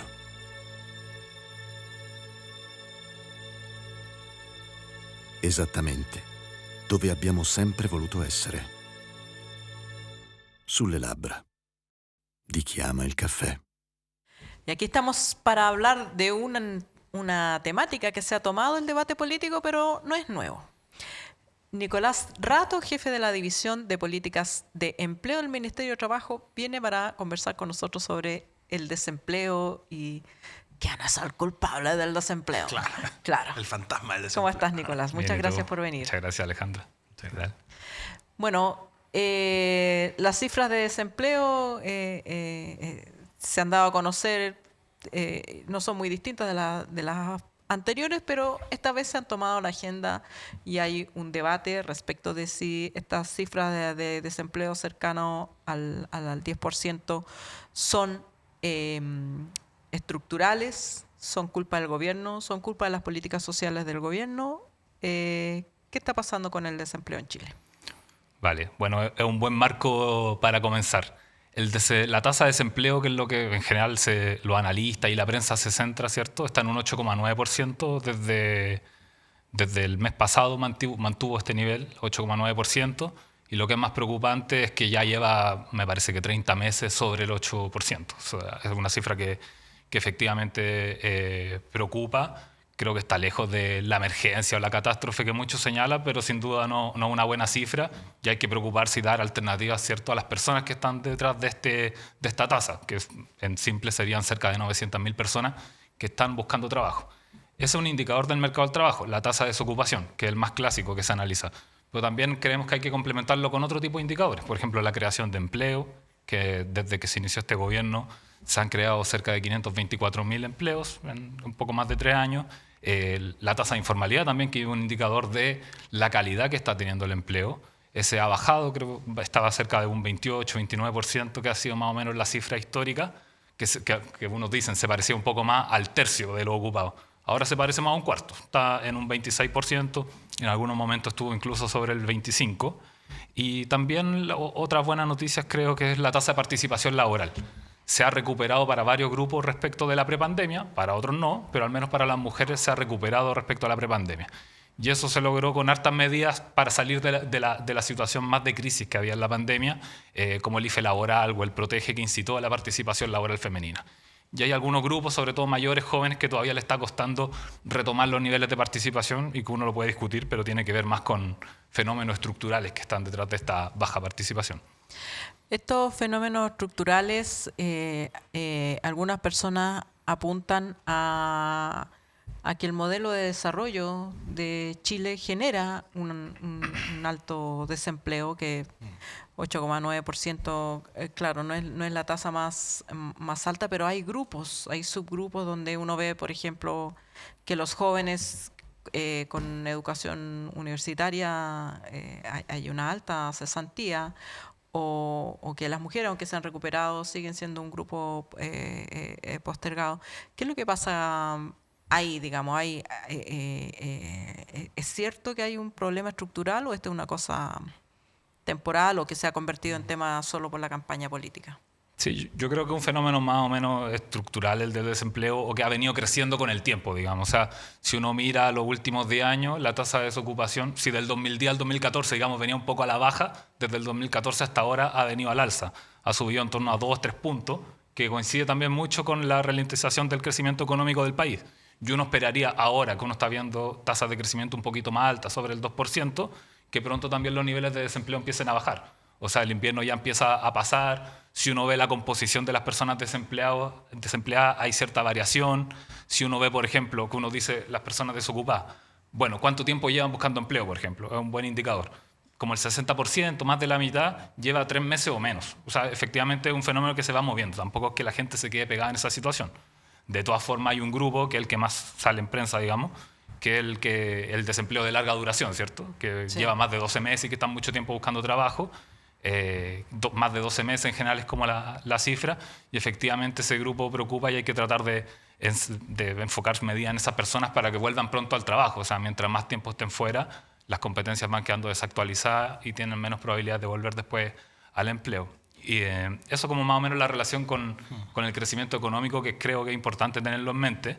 Se habla mucho de la gestión de los ministerios a la hora de crear empleo, que sin duda afecta y sin duda que lubrica y ayuda a que la oferta y la demanda se encuentren.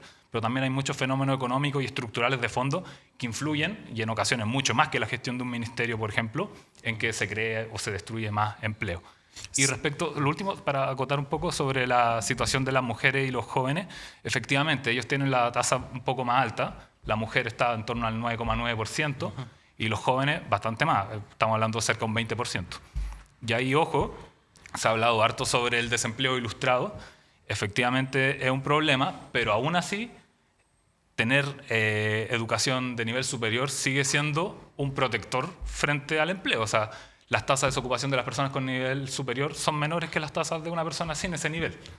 Más allá que vaya subiendo, ¿se entiende? Claro. En el fondo hay un problema hoy sin duda con las personas con educación superior, pero aún así están más protegidas que otro grupo. Entonces yo creo que hay que tratar de distinguir eso. Es interesante porque también dentro del debate público se ha utilizado mucho procesos que son leyes que han sido relevantes, como por ejemplo la ley de 40 horas.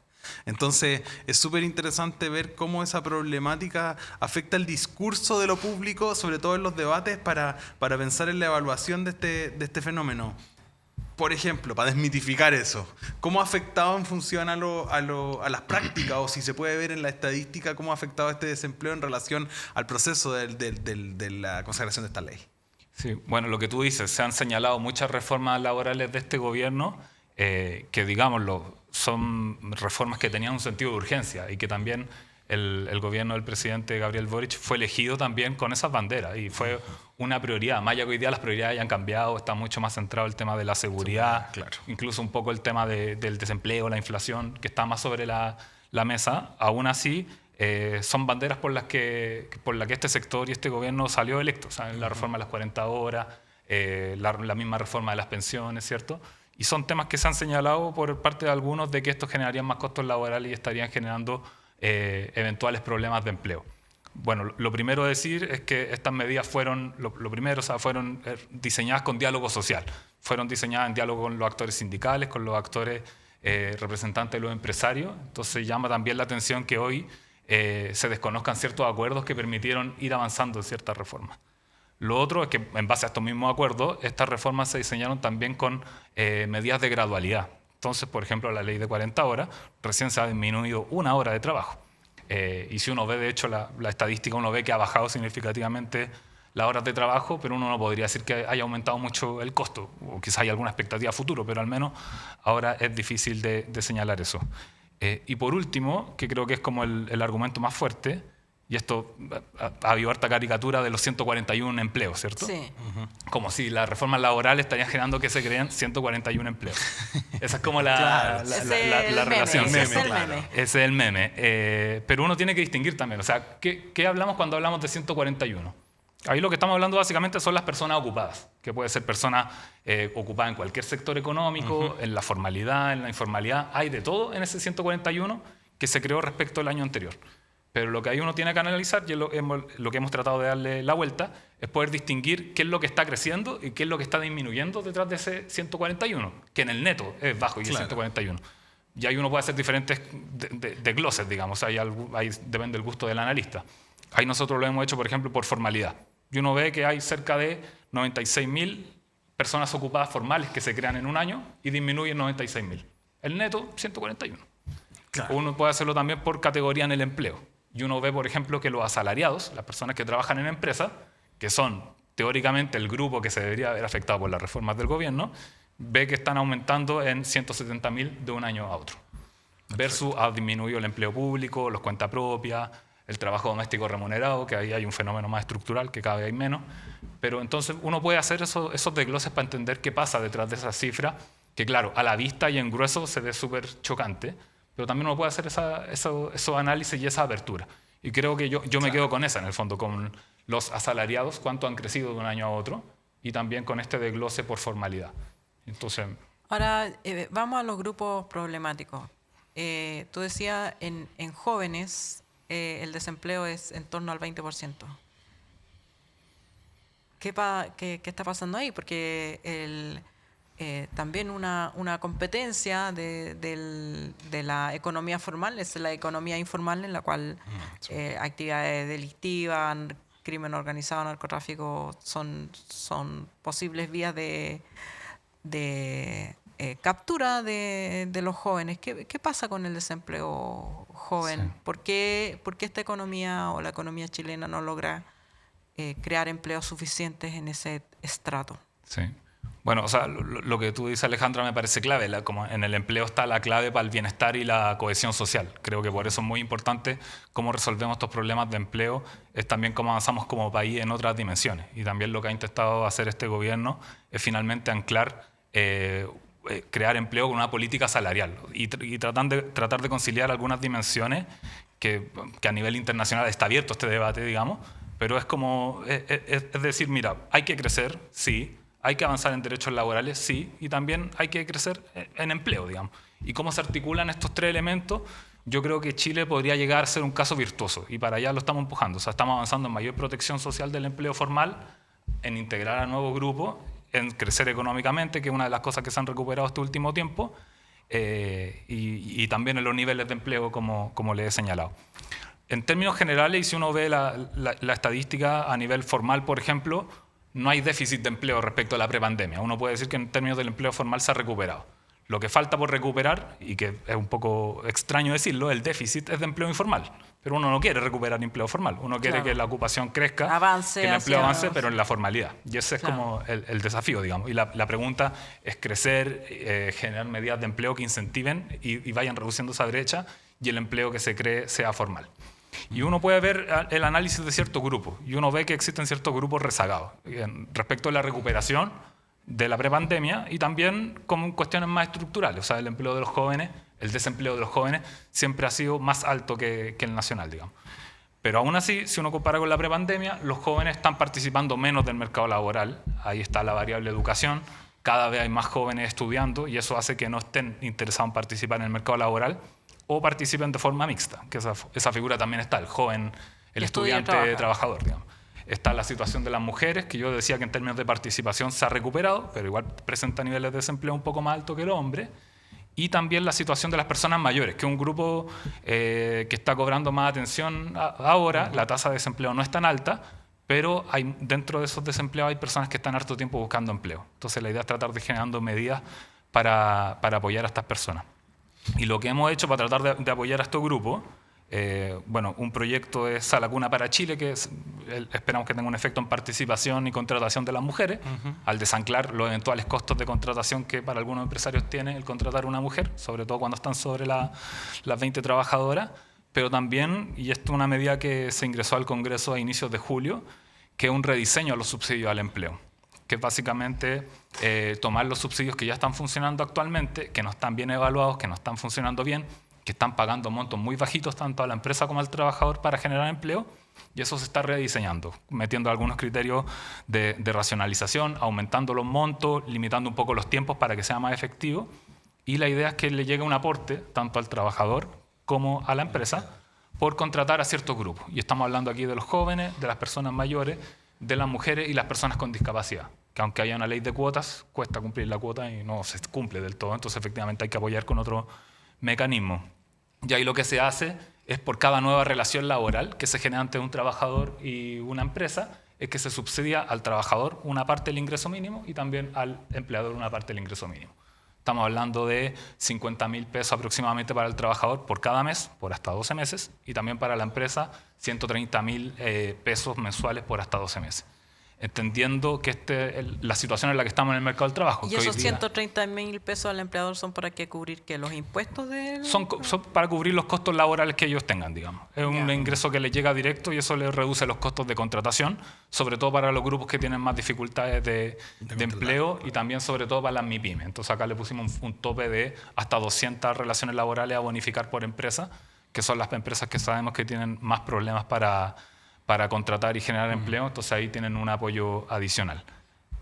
Claro, y en este momento igual se empieza a abrir el debate sobre una problemática que es interesante, que es el tema del postnatal de un año.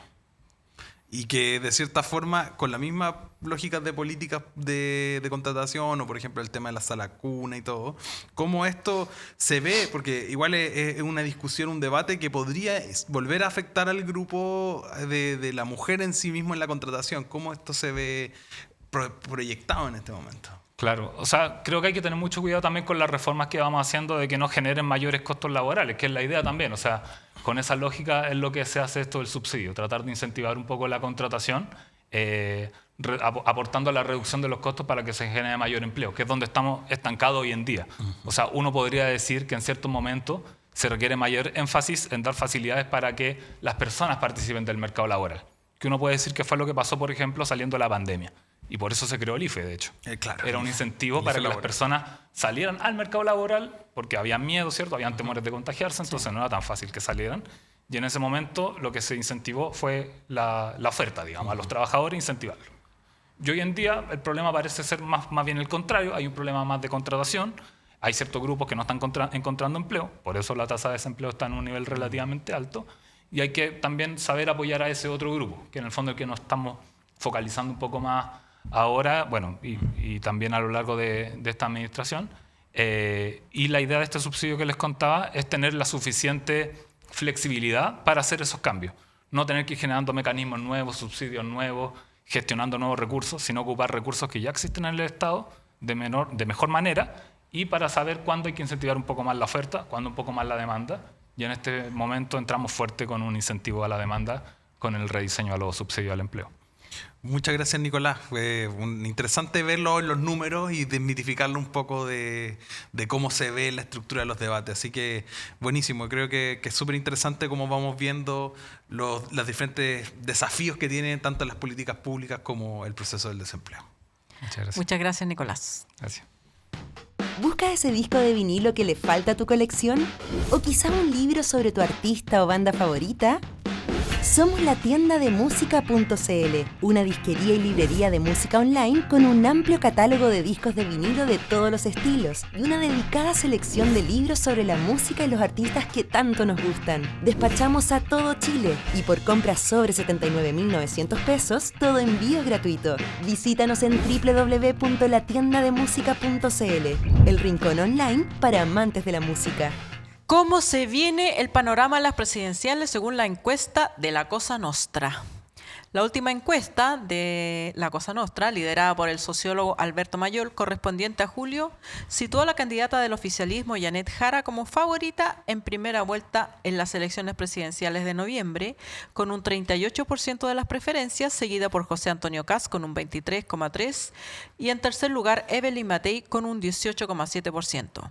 Sin embargo, en los casos hipotéticos de segunda vuelta, Jara pierde con todos. Ante Kast obtendría un 45,8% frente a 54,2% de su rival y ante Matei alcanzaría un 41,5% versus un 58,5%. Según la encuesta, Evelyn Matei destaca como la figura con menor percepción de riesgo entre los candidatos competitivos. El índice de peligrosidad muestra a Matei como la candidatura menos peligrosa, con una media de 4.3 en una escala de 10 puntos, frente a los 5,7 de Jara y 6 de Kast. Según Mayol, esto se debe a que los votantes de Matei son amplios, pero sin un centro claro.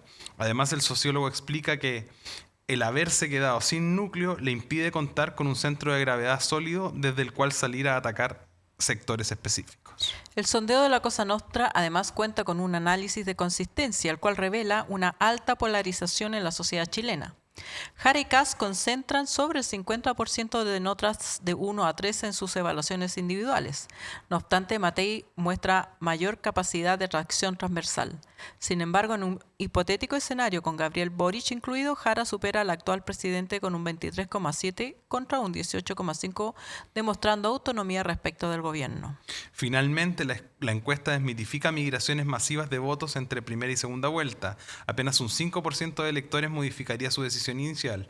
Según el sondeo, aquellos que apoyan a Matei en primera vuelta, pero apoyarían a Jara en segunda vuelta, evalúan a la carta oficialista con nota de 4.3 en aporte, pero le asignan un 4.5 en peligrosidad a diferencia de 3,9 de Matei. Según Mayol, este dato refuerza que la percepción de riesgo opera como factor decisivo en etapas definitorias.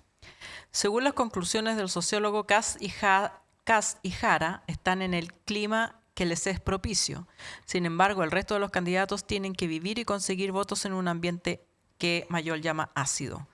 Para el sociólogo, cuando la agenda de los medios está marcada por semanas muy intensas en noticias de crimen organizado, Kast verá que su clima mejora más. Por otro lado, Kaiser tuvo preferencia en momentos apocalípticos, pero nunca logró vincularse con alguna ruta de solución y entonces ha quedado entrampado, riesgo que Kast también corre. Interesante, pues nos pone como este punto de vista de la agenda de cada uno de los candidatos, ¿no? Finalmente Kast es seguridad, seguridad, seguridad, seguridad. Entonces, eso es lo que habla. Sí, a mí lo que me llamó la atención, que un dato que también se entregó en la encuesta, es como ¿por qué candidato no votaría jamás? Ajá. Y la mayoría de la gente, o sea, es el índice que tiene más alto Jara con respecto a los demás. Jara tiene un 45% de gente que no votaría, que dice que no votaría jamás por ella. Wow. Y eso a mí me parece que es como, ¿en serio estarías dispuesto a votar por Kast? A votar por Kast, pero jamás por Jara. Habla de lo que está pasando en la sociedad chilena y yo creo que da para múltiples análisis, pero hay algo ahí de cierto encono que no sé si se justifica en las trayectorias de los candidatos. Es que yo creo que ahí, siempre en todos los análisis, ¿no? Janet Jara es como la candidata ideal, ¿no? Es una Michelle Bachelet del pueblo, además, que viene como del ascenso social. Claro, no es Bachelet, del es trabajo. Jara. Exactamente. Y ahí ya es un primer punto. Y lo otro, lo que pasa y lo que se hace problemático en este sentido es que hay un discurso muy fuerte con el concepto comunista, yo creo. Y yo creo que el anticomunismo, y uno lo ve en espacios cotidianos, gente que es relativamente razonable le tiene miedo al Partido Comunista, porque también hay un discurso público que uno quisiera que no existiera o que quedara en el pasado, pero realmente hay una generación, yo diría de 45 para arriba, que todavía le tiene miedo al concepto comunista. Sí, o sea, a mí me parece no sensato, pero real que la gente le pueda tener miedo como a cualquier cosa. Digamos, le puedes tener miedo al cubo, le puedes tener miedo ya a los comunistas. Pero te lo compro. Pero no le tienes miedo a alguien que defienda el pinochetismo. Cuando aquí no es hipotético, aquí vivimos una dictadura. Entonces, eso es lo que a mí me sorprende. Como que es más tenue el antipinochetismo que el anticomunismo. Eso me sorprende de la sociedad chilena. Es muy loco porque sigue existiendo. Es decir, tanto en contextos cotidianos como lo que pasó con este profesor de Limache, en todas las cosas como que pareciera ser que la gente castiga más la idea del comunismo como etéreo esta fantasma. idea es abstracta como la figura del cuco, Exactamente. que como lo real, concreto, que sí vivimos, que digamos hay una trayectoria reciente. Ya lo decía el manifiesto, un fantasma recorre Europa, ¿no? Entonces, de cierta forma, el fantasma del comunismo, ¿no? Existe todavía como una idea, sobre todo cuando se cree que todos los comunismos son iguales y que todos los proyectos socialistas son iguales. Entonces, es interesante a lo que nos enfrentamos con la construcción de estas dinámicas sociales en las que pareciera ser que tener la chapa comunista incluso es más atrevido y grave que haber dicho en la elección pasada, si Pinochet estuviera vivo votaría por mí. Claro. Que eso es como un valor. Eso es como un valor, claro, sí. Entonces, bueno, en fin. veremos qué pasa. Veremos qué pasa. Es interesante. A mí me gusta la encuesta de La Cosa Nostra, más allá de si le achunta o no, que digamos tiene por lo menos la chapita de ser una de las encuestas más certeras respecto de predicción electoral. Pero me gustan estas otras preguntas que son más sociológicas y como que te permiten leer la sociedad en el momento actual. Claro, yo me acuerdo que escuchaba a Alberto, parece que aquí cuando estuvo en 32 minutos decía que para él también era una encuesta cultural. Y eso yo creo que es un aporte que hay en lo cualitativo de este proceso, porque cuando nos quedamos solo en una fecha, en un movimiento de porcentaje, no quedamos en nada. Es decir, es interesante y un poco el clima político que viene para adelante es cambia de día a día, sobre todo que estamos en una época en que la política no es tan, y se lo decíamos a Jaime Mulet, ¿no? Como que de cierta forma la política no cambia con esa celeridad de lo que uno creyera que cambia, que de cierta forma como no cambia con esta idea ideológica inmóvil de un voto porque este es de mi partido, sino más bien prefiero a la persona. Y en ese sentido es interesante lo que vaya a pasar de aquí a la elección, porque ese barómetro va a cambiar muy rápido. Puede cambiar, sí. Bueno, Matías, tenemos que ir a nuestro próximo entrevistado. Vamos. Entrevistada, en este caso. No, entrevistada. Nuestra entrevistada, y vamos a hablar de un caso muy particular que es la muerte de los dos jóvenes en el partido de Colo-Colo en abril. Así que a la vuelta tenemos esa interesante diálogo.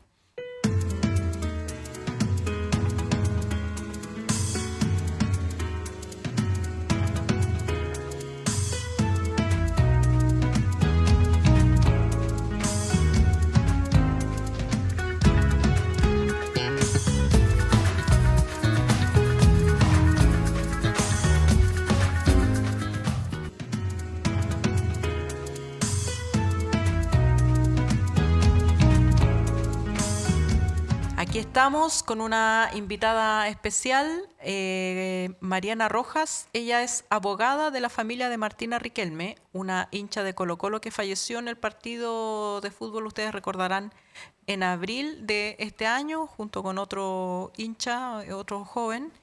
Y las versiones inmediatamente que se dieron a conocer inicialmente apuntaban a hinchas que querían entrar ilegalmente y que se habían aplastado contra una reja. Al poco tiempo empezaron a surgir otras informaciones, otras evidencias.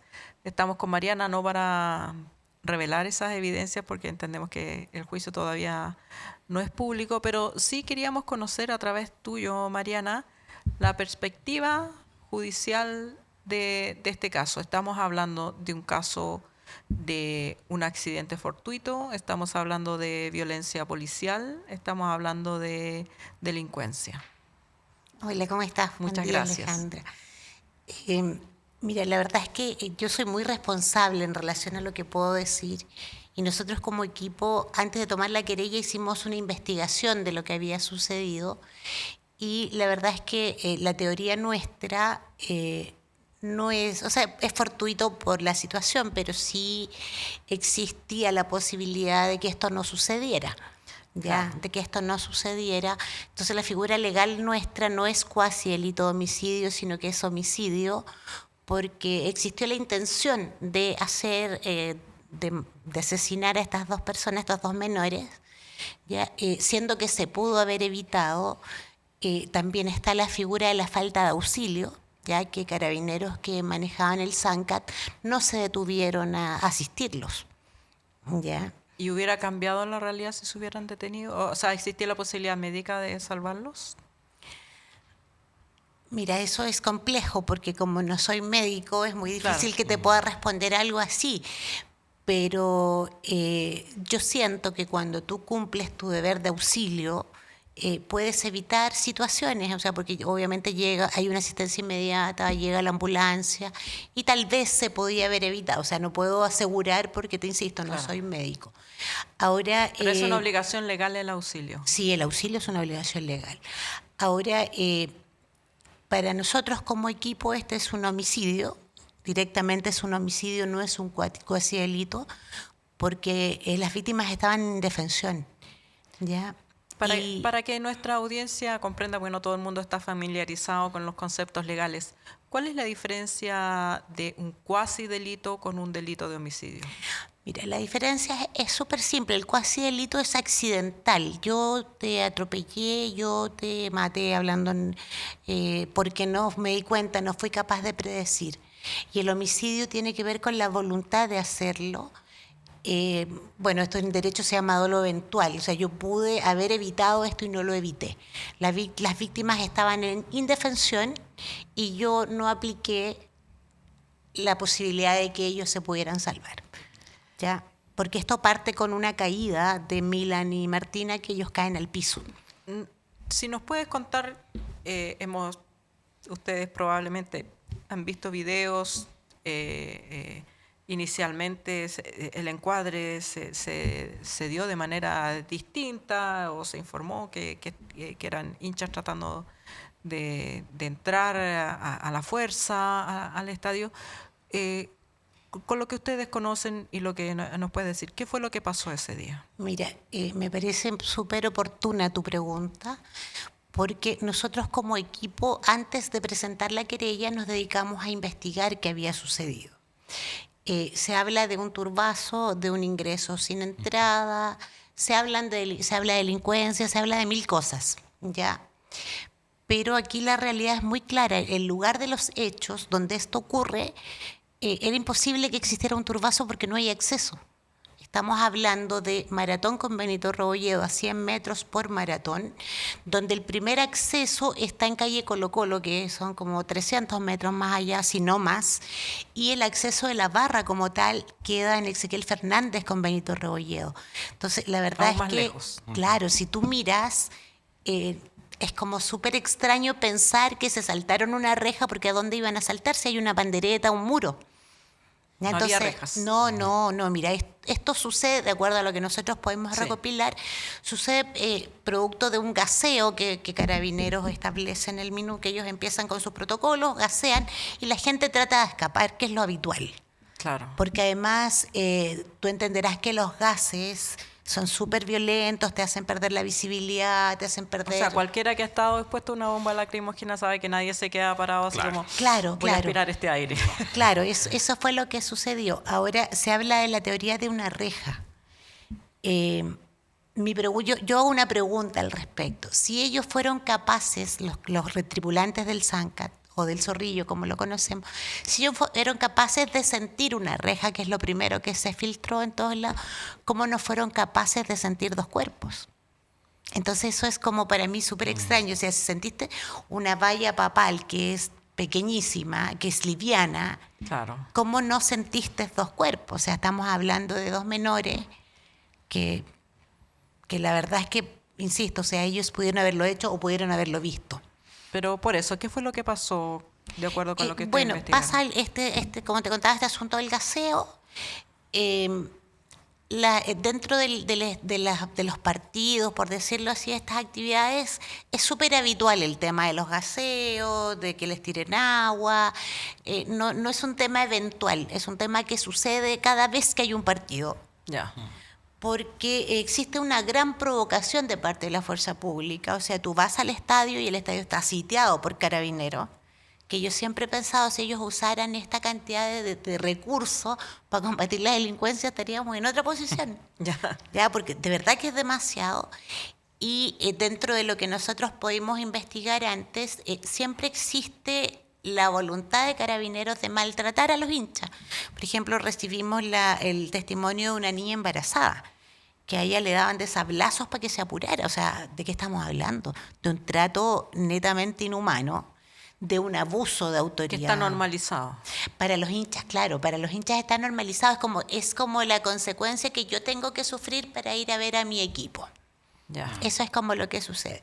Ahora, en relación a los hechos como tal, bueno, Carabineros habla de que ellos aplastaron una valla papal y que ahí aplastaron a estas dos personas. Entre medio no se dieron cuenta. Claro. Pero de acuerdo a la investigación, y que esto es público porque lo mencionó el fiscal, perdón, tenemos 2 personas muertas y 2 personas con lesiones. O sea, fueron 4 personas las que estuvieron involucradas en el hecho. Y que resulta completamente imposible pensar que no fueron capaces de darse cuenta de 4 personas. ¿Y en qué circunstancias los atropellaron? Tú decías que se habían caído. Bueno, ellos venían detrás de la gente, gaseando, ¿Ya? y Martina y Milan chocan. ¿Ya? Y Corriendo. cuando iban caminando, porque ya. Martina iba caminando desde, por poner tu caso, departamental hacia Benito Rebolledo, iba caminando y la calle tiene un desnivel, entonces ella como que perdió el equilibrio, se cae, choca con Milan y los dos quedan en el piso. Ya. Inmediatamente pasa el Zancat y los atropella.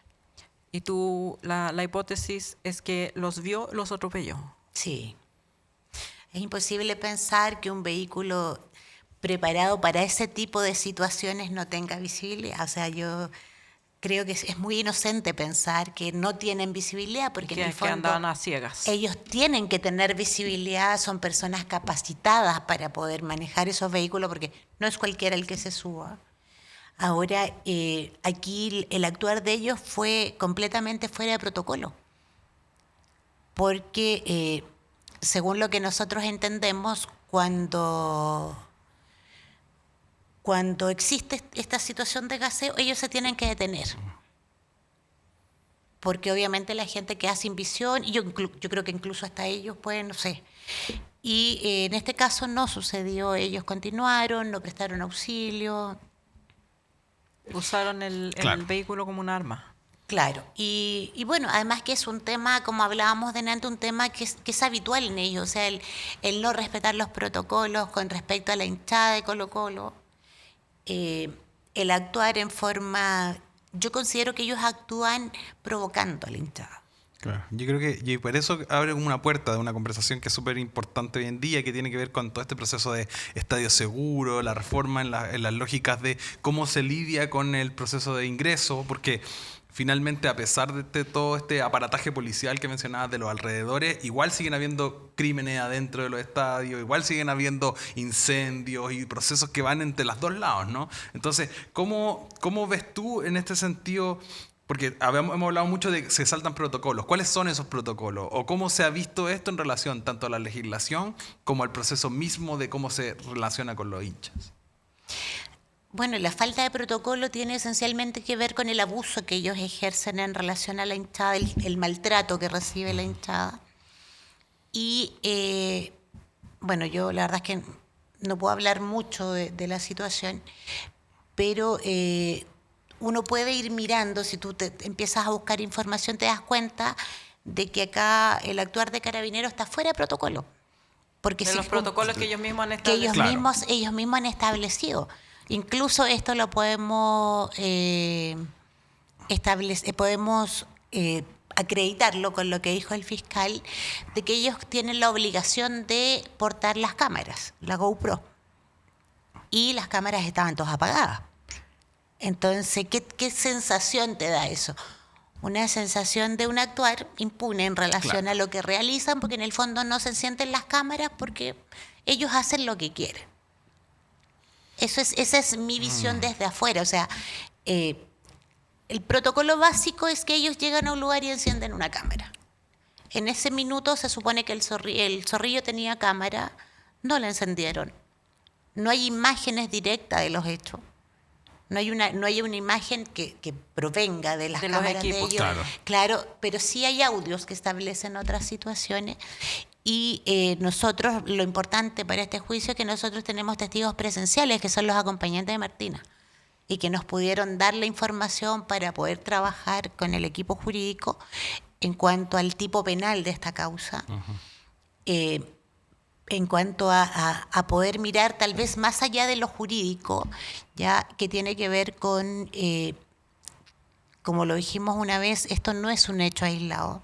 Claro. Esta es una consecuencia de hechos de esta misma forma de actuar de Carabineros fuera de protocolo, y que hoy tuvimos resultado de 2 muertes, y que si esto no se detiene, no van a ser las únicas muertes que van a ocurrir. Y eso te quería preguntar, en torno a los antecedentes, obviamente no solo pensando en este caso, porque un poco en la investigación judicial anterior, querría saber si hay antecedentes de casos parecidos, similares, que muestren un poco, y también pensando en cómo se ha resuelto en la línea judicial, si han habido otros procesos de abuso policial en ese sentido, y cuáles han sido los resultados también en lo jurídico. Mira, han habido otros casos, pero la verdad es que como no son mis casos, es súper difícil opinar al respecto. No lo hago porque por un tema ético yo no puedo hablar del trabajo de otro colega. Pero sí te puedo contar que en esta situación nosotros como equipo no estamos solamente viendo el homicidio como tal, sino que las razones efectivas del homicidio. Perfecto. Y que tienen que ver con lo que yo les planteaba recién. O sea, nosotros somos súper responsables como equipo, investigamos, de hecho hicimos el tema del plano, del lugar, para tener una certeza en relación al tipo penal, porque es súper fácil tomar lo que se dice y avanzar jurídicamente, pero en el fondo eso no te da certeza. O sea, yo sigo insistiendo, y lo hago en forma muy responsable, que con el equipo que yo trabajo estamos muy seguros de que esto es un homicidio. Estamos muy seguros que es un homicidio, que, como decía antes, es la consecuencia de un actuar fuera de protocolo de Carabineros, que acá se habla mucho de entrada o de no entrada. La verdad es que para mí hablar de entrada o no entrada es casi inmoral, porque una entrada no tiene el valor de una vida, una entrada no te autoriza. O sea, ¿qué diferencia hay en que tengan o no tengan entrada? Si acá hay un homicidio, y eso es lo relevante, el homicidio, lo que pasó con estas 2 vidas, lo que hoy pasa con las familias. Por ejemplo, la familia de Martina no está en condiciones de dar entrevistas, por eso ellos me piden a mí que los represente, porque es demasiado violenta la situación para ellos. O sea, nadie se levanta pensando que te van a matar un cabro. Nadie se levanta sabiendo que vas a tener que vivir con una historia que no corresponde, donde te acusan de delincuente, Claro. donde hay 1.000.000 de acusaciones inescrupulosas. Donde una familia disputando con una institución también. Claro, ¿no? Y digo, o sea, y aparte de todo el juego mediático que se ha realizado, donde la prensa establece hechos que no corresponden. Yo recuerdo hace muchísimos años, y no voy a decir el año para que no se me caiga el carnet, pero hubo un partido de Colo-Colo con la Universidad Católica en que muchos hinchas subieron a San Carlos de Apoquindo al partido y fueron, a mí me pareció un poquito como Santa María de Iquique. Fueron recibidos con un enorme cordón policial que los reprimió muy violentamente. Hubo niños agredidos en ese, me acuerdo ese partido porque lo comentamos mucho en ese momento. Y se debatió el tema de los derechos humanos y del clasismo de la policía. No hubo fallecidos, pero fue digamos, el sector alto defendiéndose del hincha de Colo-Colo que era como aquí vienen los rotos, Sí, para decirlo bien en chileno. ¿Hay clasismo en la policía chilena, digamos, en este tipo, en su relación con los hinchas? Mira, si nosotros miramos los hechos actuales, yo te puedo asegurar que hay clasismo, y no es primera vez que lo digo, o sea, aquí hay un actuar clasista. Porque esto, claro, tú mencionas, esto pasó cuando fue la hinchada del Colo-Colo a San Carlos de Apoquindo, pero cuando la Católica juega esto no sucede. Esto no sucede. O sea, yo insisto y retomo, si ustedes vieran la cantidad de efectivos policiales que van al estadio cuando hay partido, es increíble ver la cantidad de efectivos policiales. La sirena, es un ¿Pero tema quién muy toma complejo. esa decisión de la cantidad de policías? Porque también hay una demanda de la ciudadanía y que es efectiva y es verdadera de protección policial cuando hay partidos de color. Leyes tiene un nombre, partidos de alta conflictividad, Claro. y un clásico, qué sé yo. ¿Quién toma la decisión? ¿La policía por sí ante sí o hay también una responsabilidad de la autoridad política? No, pues la autoridad es la que solicita los resguardos. Ahora, cuando nosotros hablamos de partidos de alta peligrosidad, de alto riesgo, yo entiendo que pueden haber partidos de alto riesgo, pero lo que yo te estoy contando es un tema habitual. Ya esto no es un tema No, de que en es un cualquier partido. Claro, no es un clásico solamente. Claro, porque yo vivo cerca del estadio. Entonces Ya. tengo, o sea, no a diario, pero cada vez que esto se genera, puedo ver lo que realmente sucede. O sea, no es, esto a mí no me lo han contado, esto lo he visto. Esto lo he visto y obviamente cuando tú tienes información tan directa como es la mía de los hechos, obviamente te da una perspectiva distinta. Te da una perspectiva distinta y claro, o sea, yo tampoco voy a decir que todos los hinchas no hacen nada, sí, como en todo orden de cosas. Sí. Pero también aquí hay una provocación, o sea, imagínate que cada una cuadra haya un radio patrulla, que hayan zorrillos, guanaco, que esté carabineros, las micros. Es provocación, pues es provocar a la gente. Y en ese sentido se abre una arista, pienso yo, del tema de los derechos humanos, del hincha, ¿o no? Y cómo esto es un aliciente para pensar el juicio como una problemática de una cosa que está en el sistema de cómo se ve ahora el fútbol, particularmente de ciertos clubes, ¿no? O sea, claramente, pues tiene que ver con el derecho a la recreación. Ya se supone que tenemos un Estado que lo promueve, pero los límites que se establecen no son los efectivos. O sea, si tú miras, antes ir al estadio era un encuentro familiar, donde iban menores, Claro. donde hoy día eso no se puede realizar porque tú no sabes con qué te vas a encontrar fuera del estadio o antes de ingresar. Entonces, en el fondo, está limitado el derecho a la recreación. Y excesivamente limitado, o sea, porque en el fondo tenemos más problemas con la seguridad que con el derecho a la recreación, y que no es una seguridad que tenga que ver por ir al partido con la hinchada, tiene que ver por estos protocolos que se establecen, el incumplimiento de protocolos, ¿ya? Donde los protocolos están hechos para resguardar a la ciudadanía y para resguardarse ellos como carabineros, pero en el fondo no existe esa dinámica. Se esa usan dinámica. para atacar a los... Por supuesto, o sea, yo estuve viendo imágenes del partido del domingo donde aparecían ahí la dirección del chorro al guanaco, al cuerpo de las personas.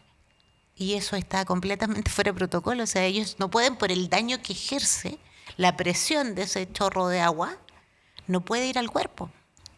Claro, y eso que estamos hablando de algo que viene, que no solo pasa en esto, sino tiene que pasa con las protestas. Protestas, claro. Tenemos, O sea, hay una claro. cosa sistémica, de hecho, están todos estos reportajes de estos archivos, de estas cámaras GoPro del estallido social. Hay todo un sistema de que esta protocolización de los procesos de resistir a muchedumbre o a grupos de personas termina transformándose también en que de cierta forma no son como acciones evasivas, sino son acciones directas, ¿no? Claro, es un combate. Exacto. Claro, eso es lo que se establece. O sea, si tú vas a ir a una manifestación tienes que ir preparado, porque en el fondo no sabes a qué te vas a enfrentar.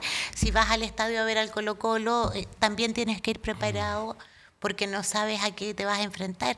Ahora, en relación al clasismo, a mí me llama mucho la atención, porque si bien el Colo-Colo es un equipo popular, pero es transversal. El Colo-Colo no obedece solo a un segmento de la población, sino que es transversal.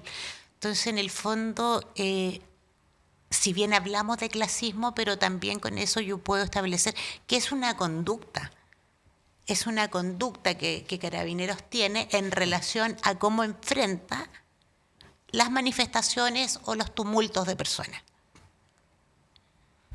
Sí, es súper interesante pensar en ese proceso, como del cómo se ven los diferentes equipos y cómo esto se manifiesta en un sentido amplio.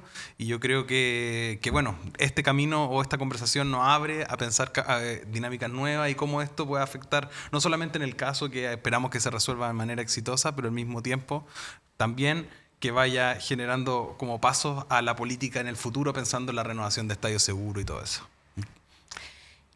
Mira, Estadio Seguro le atañe directamente a lo que pasa dentro del estadio. Y las situaciones que yo te menciono son fuera del estadio. Son en los accesos. Entonces, yo pienso que acá el tema va más allá de eso. El tema va por un respeto básico a los derechos humanos. Un respeto básico a los derechos humanos. Entender que los hinchas no son delincuentes, son personas que tienen una afinidad deportiva, ¿ya? Y si estamos en un estado que lo fomenta, debieran generarse las fórmulas de que la gente pudiese disfrutar de estos espacios. Porque en el fondo, como les decía antes, es un tema de mejor no voy porque me puede pasar algo, y que no es lo lógico ni es lo justo.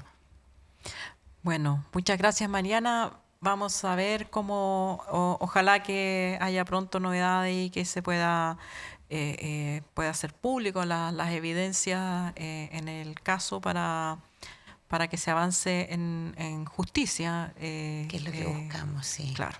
Porque Las familias quieren justicia. Lo que sí es un dato objetivo es que 2 jóvenes murieron. Sí. Muchas gracias. Muchas gracias. Gracias, muchas gracias a ustedes. Inconfondibile. Indimenticabile.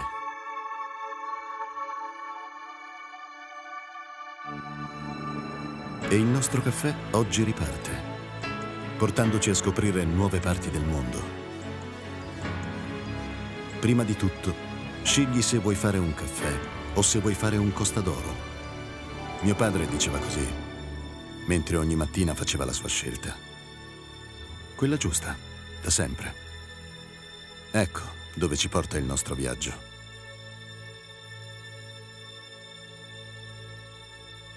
Esattamente dove abbiamo sempre voluto essere. Sulle labbra di chi ama il caffè. Y llegamos al final.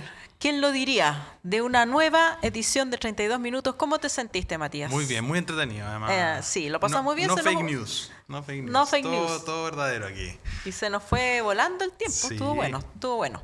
Buenas conversaciones, diversas conversaciones. Diversas. De Jaime Mulet a Mariana. No le pudimos decir el apodo. No le pudimos decir Tulet. Pero igual diríamos Tulet. Pero En igual. un homenaje va a ser. Pero lo pensamos. Lo pensamos. No, y no iba a decir alguna cosa, pero no me voy a seguir de libreto. Es primera vez que vengo a conducir, no voy a poder salir de libreto todavía. Muy Así bien, que- para la otra, porque esto se va a repetir. Así que bueno, un gusto. Gracias al equipo y gracias a todas las personas que ven 32 minutos. Mañana, tardes, noches, dependiendo a la hora que lo vean. Exacto. Así que muchas gracias, Diego, Pablo y María Jesús, por esta nueva edición que sacamos Adelante. a pesar de Darío Quiroga. Ya. Darío Quiroga. Debe estar Nos comiendo algo debes rico en este ya momento. dos. No, que te vaya bien. Y a todos ustedes, muchas gracias por Gracias. acompañarnos. Y no se hoy. olviden que está mi libro. Eso, Librería. eso. El carácter de una nación. Su libro, su sueldo. Así que eso. Muchas gracias.